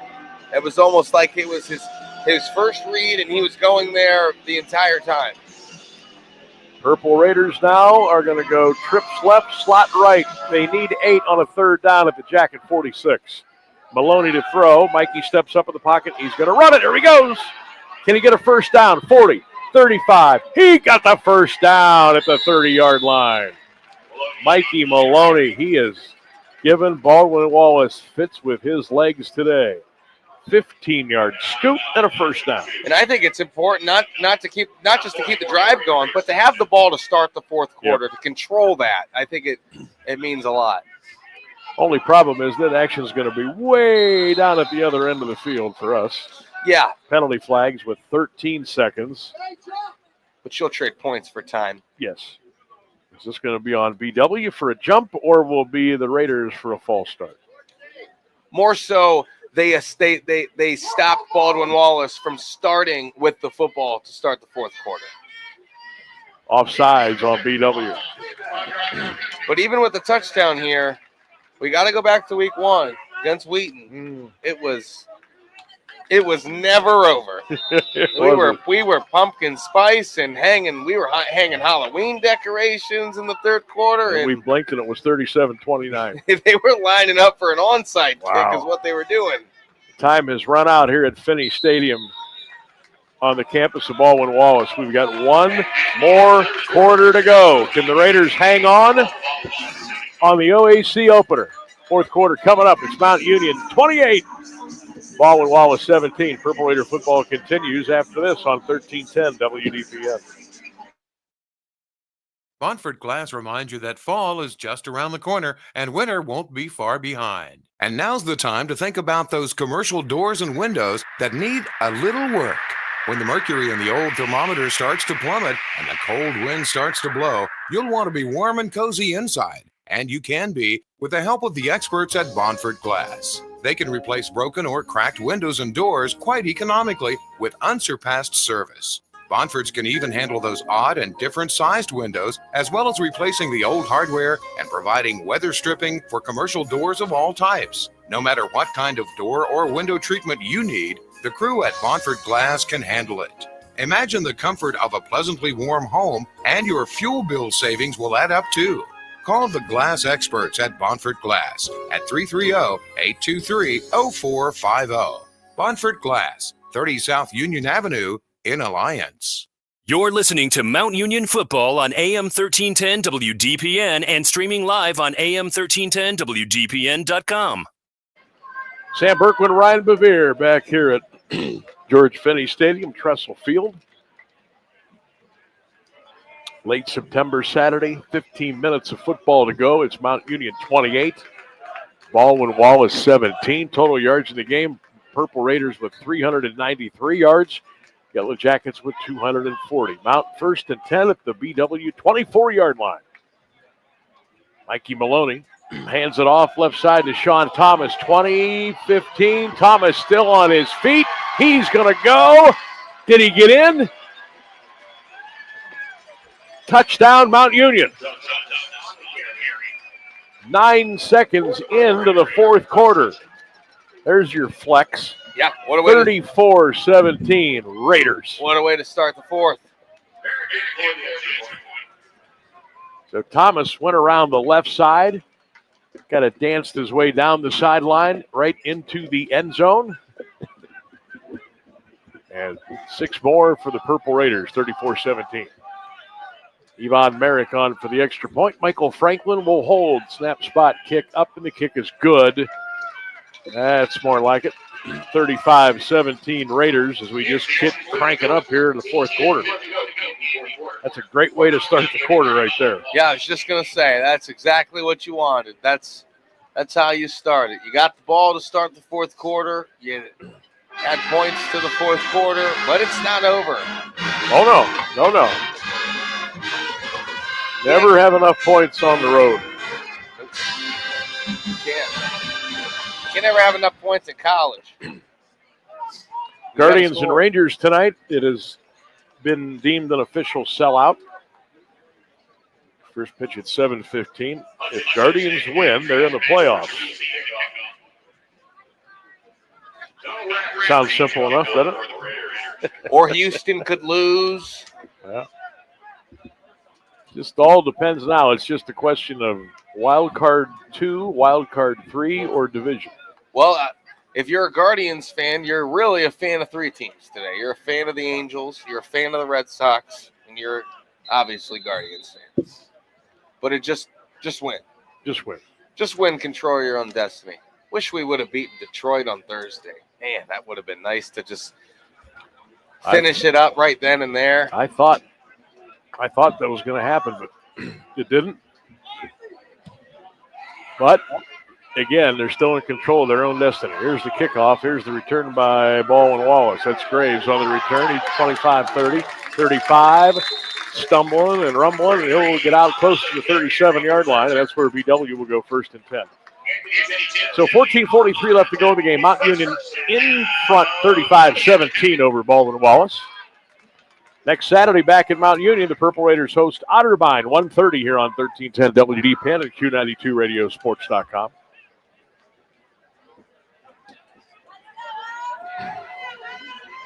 Taking a look and see who's still undefeated in OAC, or just, OAC period. BW 3-0, Mount 2-0. Everybody in Marietta's 2-0. Everybody else has a loss. We won't see Marietta until the last game of the season. Down on the river. Oh, can't wait. Down on the river. Can't wait. Here's Lindberger. He's still running hard. George out to the 42 for a gain of 5. Boy, they have, that last touchdown just zapped the energy out of this side of Finney Stadium. Yeah, but I will say, the crowd They're is still here. They're still here. But they're looking at their phones or having little conversations. They're not. I mean, this place was jumping about an hour ago.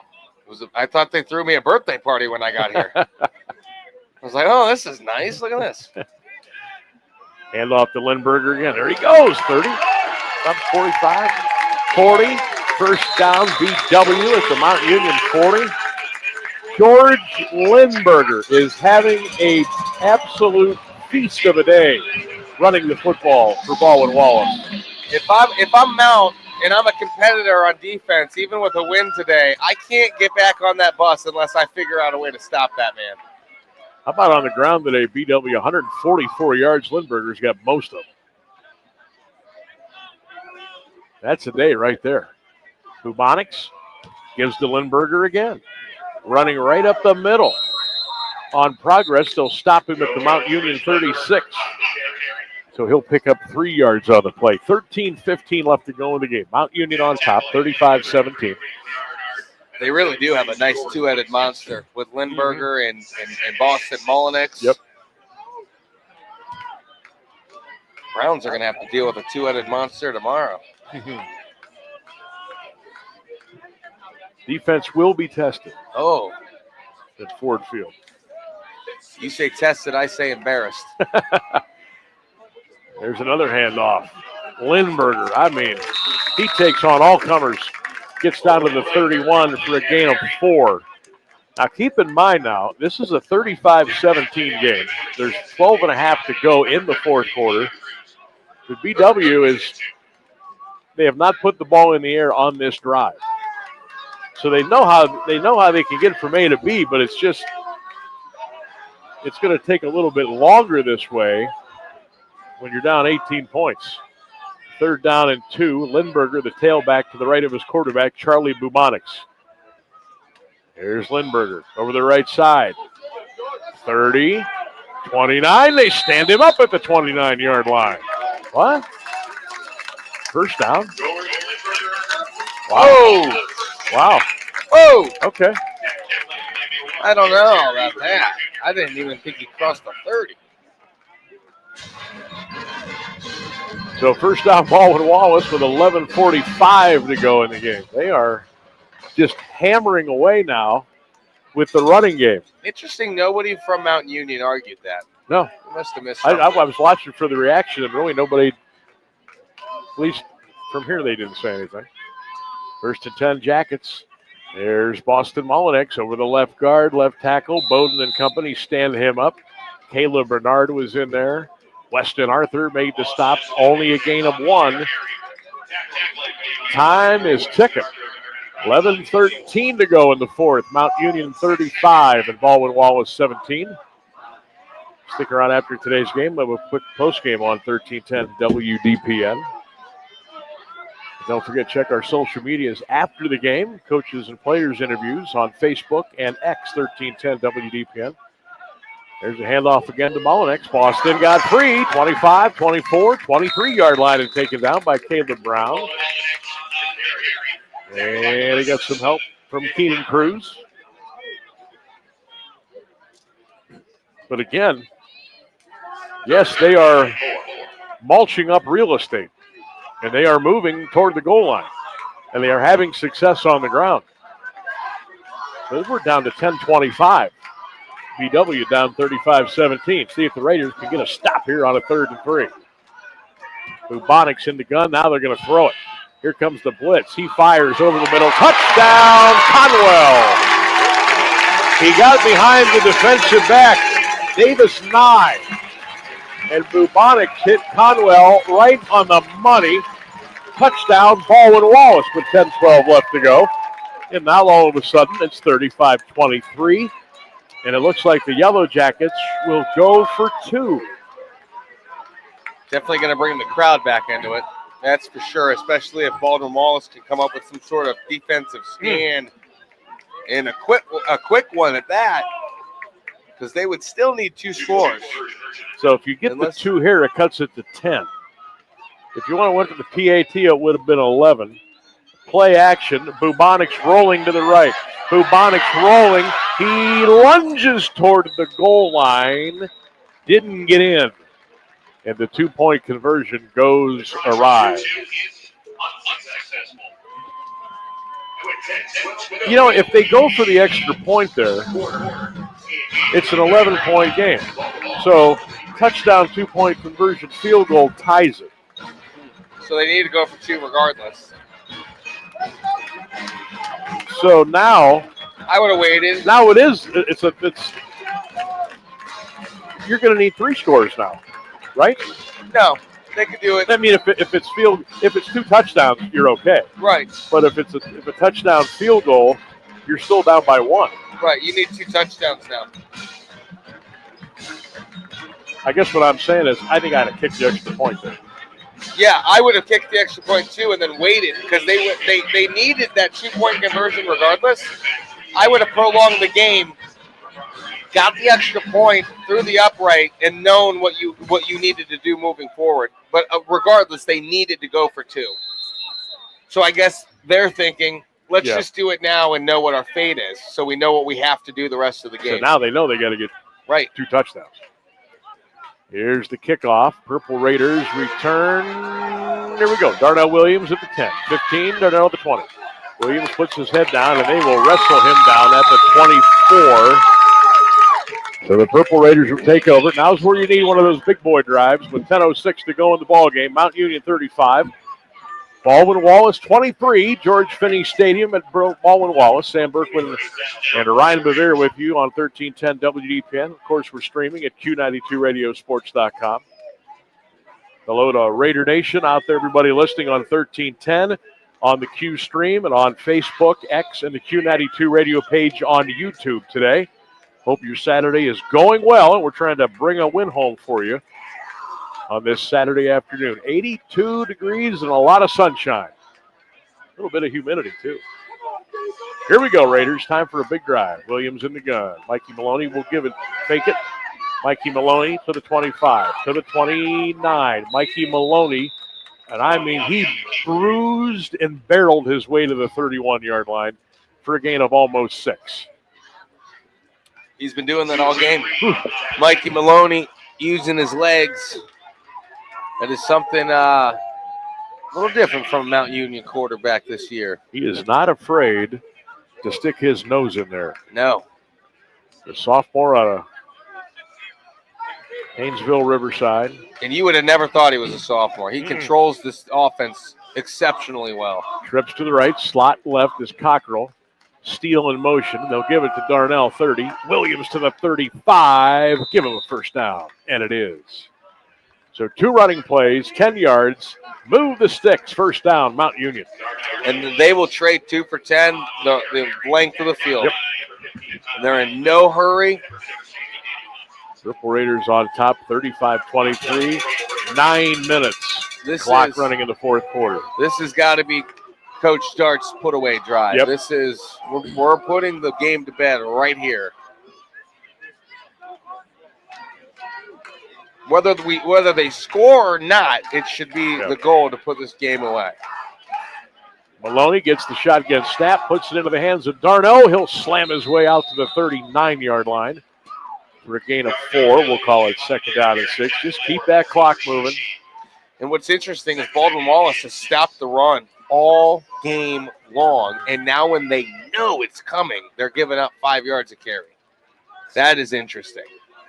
Timeout situation. Each team has 3 left.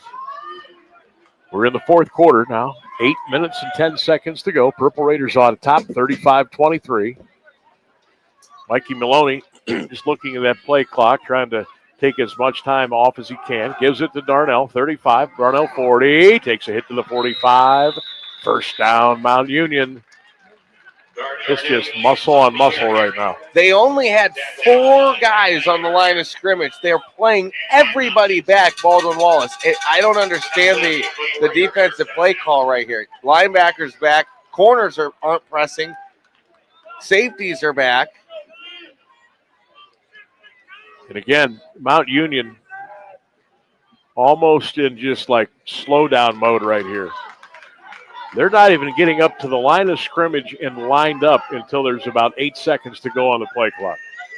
First and 10, Mount at their 45. Maloney in the gun, turns, hands, Darnell, 45. Darnell to the 50. Didn't mean to go out of bounds, but he did. But he got almost 9 yards on the play. Now, they don't stop the clock on out-of-bounds plays until after the 2-minute timeout. So once they stop it, he goes out of bounds a couple of seconds, and they wind it up again. 6:55 to go in the fourth quarter. Raiders 35, Yellow Jackets 23. Mount Union looking to start 3-0. 1-0 in the OAC. Again, Otterbein comes to Alliance next Saturday at 1:30. Maloney in the gun, Cockrell in motion. They'll give it to Sean Thomas, 45. Look at Thomas go to the 40, 35, down to the sidelines, 30, 20, out of bounds. Nice run by Sean Thomas. They're going to say he went out at the BW 24, and that's a first down for the Raiders. That's exactly what you want to do. Taking about half of that time away. You're in Baldwin Wallace territory. You're threatening to score, but really the most important thing, there's 6 minutes to go in the fourth. Now you put one in here, you can start the bus. Buckeyes in Washington just underway. 8 minutes to go in the first quarter. No score up in Seattle. There goes Sean Thomas again, cutting left, turning right. Got close to the 21-yard line. 5:45 to go. This has been a beautiful drive so far for the Purple Raiders. College football scores. How about this? Georgia Tech and Wake Forest in overtime. 23-23. Wake Forest had a 14-point lead, I think, on Georgia Tech. The Ramblin' Wreck having a magical season so far down in Atlanta. Purple Raiders up to the line of scrimmage, 2nd and 7 at the BW 21. There's the carry again.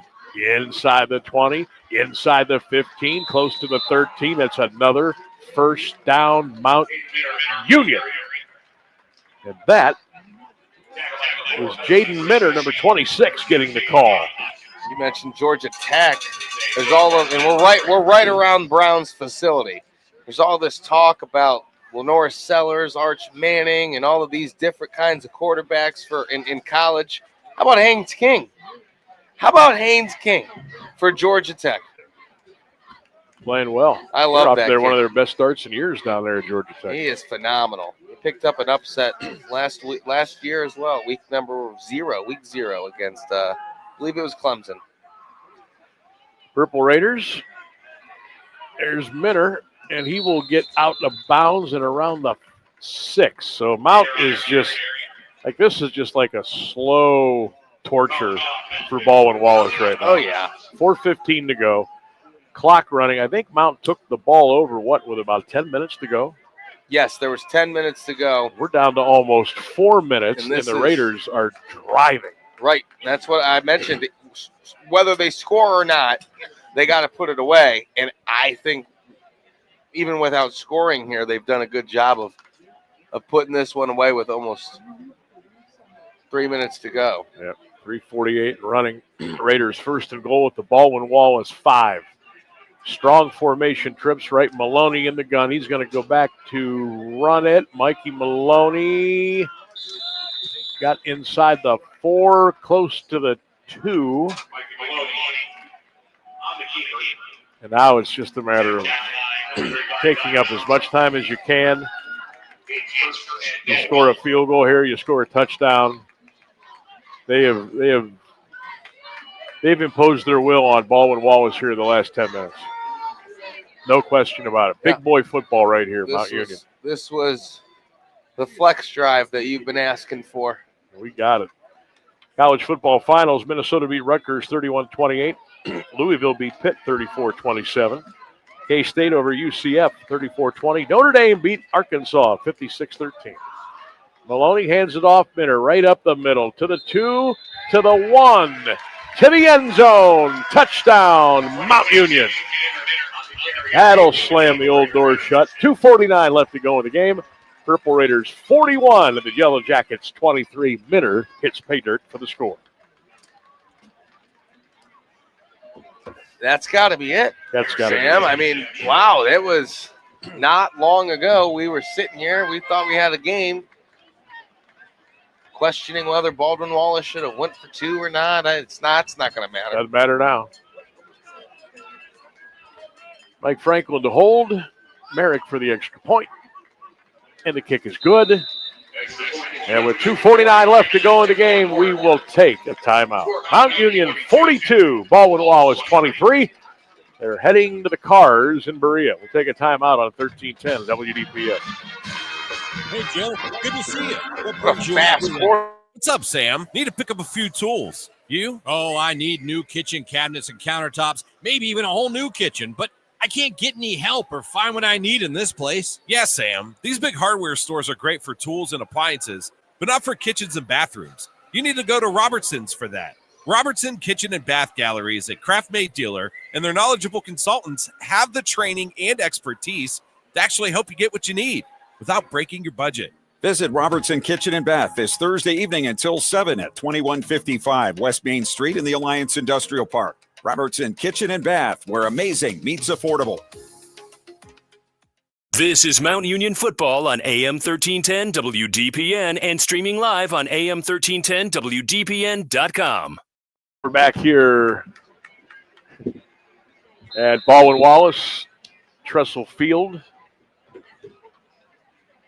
George Finney Stadium. 2:49 left to go in the ball game. Mount Union 42 and Baldwin Wallace 23. Sam Berkman, Ryan Bevere with you. Here's the kickoff and the return from the goal line.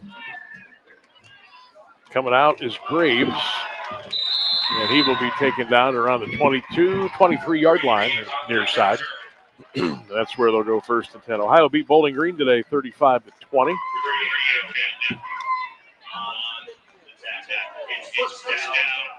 Buckeyes and Huskies still no score. 5 minutes to go in the first quarter up in Seattle. Here it's Mount Union 42 and Baldwin Wallace 23. Well, they tell you what, BW put a little scare into the Raiders at a 21-17 lead. No, that can't be right. What was the score? It was 17-14. 17-14.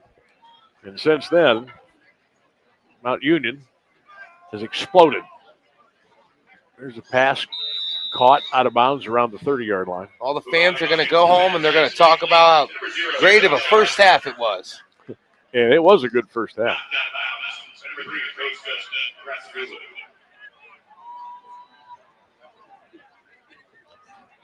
Boy, the American golfers are just getting hammered at the Ryder Cup. Oh, yeah. Today. Oh, yeah.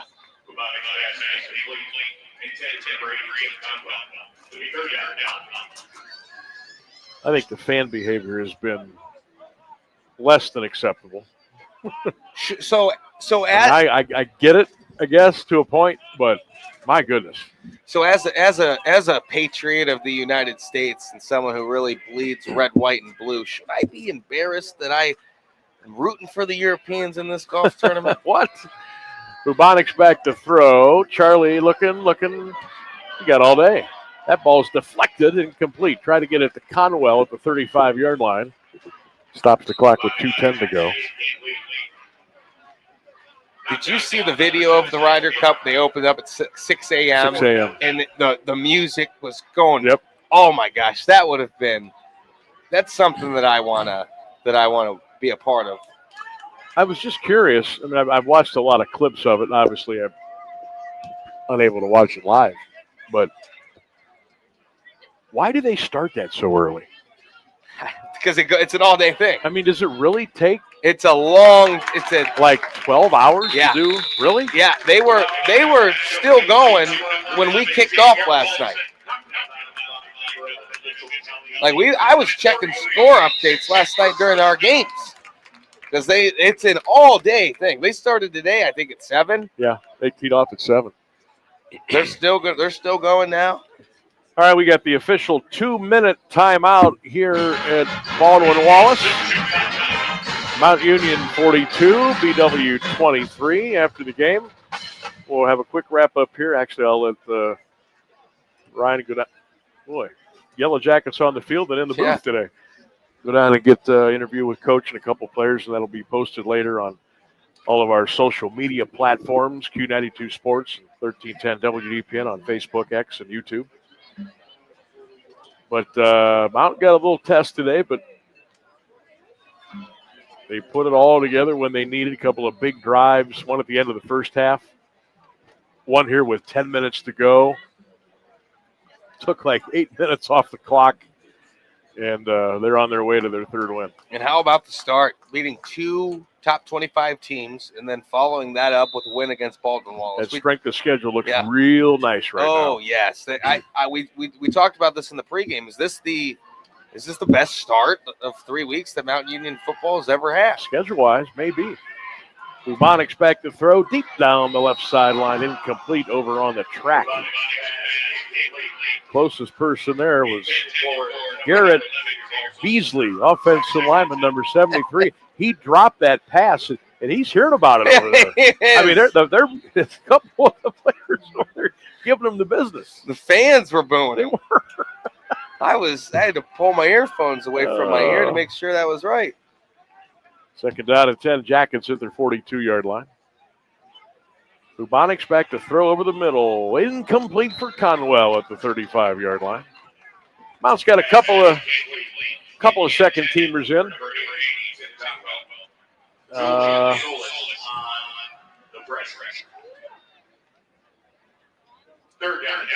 If you really squint your eyes, it looks like you got Mount Union taking on the Packers right now. That's a tough squint. Really? Like the alternate, the all green alternate uniforms. Yeah. Okay. All right. There's a carry over right guard out to the 45 to the 46. Lindberger with a carry. We're down to 1:33 to go in the ball game. 42-23 Mount Union. Don't forget, next Saturday, Mount will host Otterbein. Kickoff at 1:30 from Terrace Stadium right here on 1310 WDPN. A lot of the folks now have filed out of Finney Stadium. What a beautiful day. Bubonic's on a slant, incomplete. They'll bring up fourth down.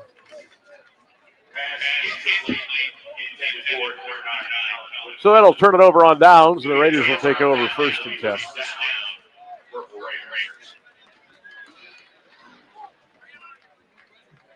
Best way to end the game, victory formation. Yep, that's right. Get back in the locker room, a little coach talk, handle their media obligations, and grab a little food on the side of the road by the bus and hop on the bus and head back to Alliance with a win. And you mentioned it already today. I mean, this is a very impressive 3-0 start. just by the quality of competition and the fact that you played 2 of your first 3 on the road. Yeah. And I didn't even mention that one. That is, that's right. Maloney gives the Minter. He'll take it up about the 43-yard line. We'll probably have 1 or 2 more snaps here, and this will. Yeah, you figure that, they went to Grove City. They've made the trip up here to Berea. The only home game was to Wheaton. So, good start in 2025 for Coach Jeff Dart and Mount Union. Looking forward to catching up with Coach on the program this Thursday at 3:30 as we talk to Coach of the Purple Raiders on my program every Thursday at 3:30 during the football season. One more snap. Maloney hits a knee, and players and coaches will line up, and this baby is in the books here in Berea. Players and coaches will line up, and we'll shake hands here at George Finney Stadium at Baldwin Wallace. Your final score, the University of Mount Union 42, and the Baldwin Yellow Jackets 23. We'll take a break, come back with the postgame show live here on AM 1310 WDPN. Craving something fresh in Alliance? Head to Pulp, where every day starts with in-house fresh squeezed juices, packed with real fruits and veggies. Need a boost? Try our wheatgrass or ginger shots. Small shots, big energy. Hungry? We've got you covered with crave-worthy bowls and wraps, loaded with flavor and made fresh just for you. Come visit us on 450 West State Street in Alliance. Healthy never tasted this good. Fresh flavors made just for you. Do you or a loved one suffer with back pain? Most chronic back problems are caused by compression from the disc being thinner and thinner as we get older. At the Disc Center of Alliance, also known as Family Health Physical Medicine, all we have to do is put the patient on the table and decompress the spine. These treatments are so gentle, patients usually fall asleep. They don't have to go through the shots, surgeries, all the physical therapy, or painful and invasive procedures or drugs. If you have an MRI scan, we can look at it and tell you if we can help you or not. Seeing us can change your life. Give us a call, 330-821-4455. Hey, Joe, good to see you. What brings you out today? What's up, Sam? Need to pick up a few tools. You? I need new faucets and a vanity, maybe even a whole new bathroom. But I can't get any help or find what I need in this place. Yeah, Sam, these big hardware stores are great for tools and appliances, but not for kitchens and bathrooms. You need to go to Robertson's for that. Robertson Kitchen and Bath Gallery is an American Standard Plumbing Registered showroom, and their knowledgeable consultants have the training and expertise to actually help you get what you need without breaking your budget. Visit Robertson Kitchen and Bath this Thursday evening until 7 at 2155 West Main Street in the Alliance Industrial Park. Robertson Kitchen and Bath, where amazing meets affordable. You're listening to Mount Union Football on AM 1310 WDPN and streaming live on AM 1310 WDPN.com. Back here at George Finney Stadium, Trestle Field on the campus of Baldwin Wallace. Sam Burkwood, Ryan Bevere. Final score, Mount Union 42 and Baldwin Wallace 23. The Raiders go to 3-0, and the Yellow Jackets fall to 3-1. We are hoping to get some stats over from the other press box here in a couple of minutes. If not, we'll speed things up and say goodbye. But I'll tell you what, we had real competitive first half. The place was alive. It was a great atmosphere.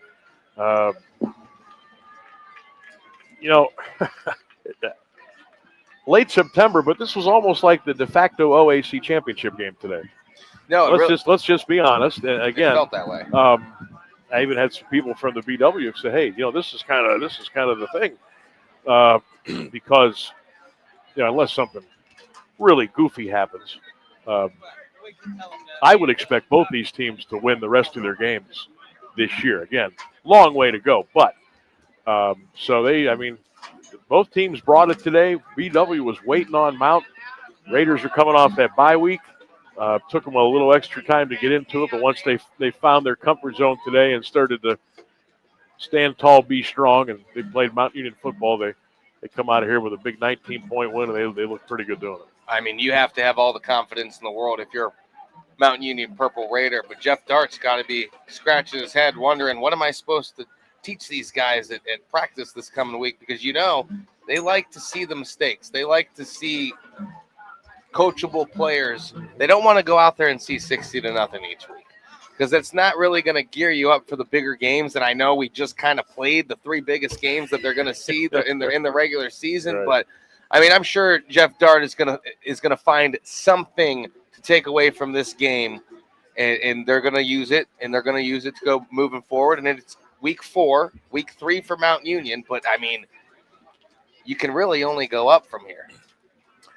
Yeah, it's going to be interesting to see how Jeff Dart and his staff maneuver through the rest of the regular season, and by that I mean how do they game plan for certain opponents? How do they treat some of the maybe a road trip or two as because there's no buildup. Like, you've already faced your build-up games, and they happen boom, boom, boom to start the year. Right. That's why you like when that rotational schedule comes around, where when John Carroll was in the league and you had BW, you played them games 9 and game 10. Now it's the complete opposite. Now I'm telling you right now, it's as much mental as it is physical in my mind. And obviously you want to keep everybody fresh, and you don't want injuries, and you got to nurse guys along, and I'm sure certain practices will be different as they move toward the OAC schedule, but you have faced your 3 biggest tests all year. Yeah, in a row, and you passed them all. Now you got to manage it. How do you stay focused when you're Mount Union? Because like you just said, the biggest games are in the past now.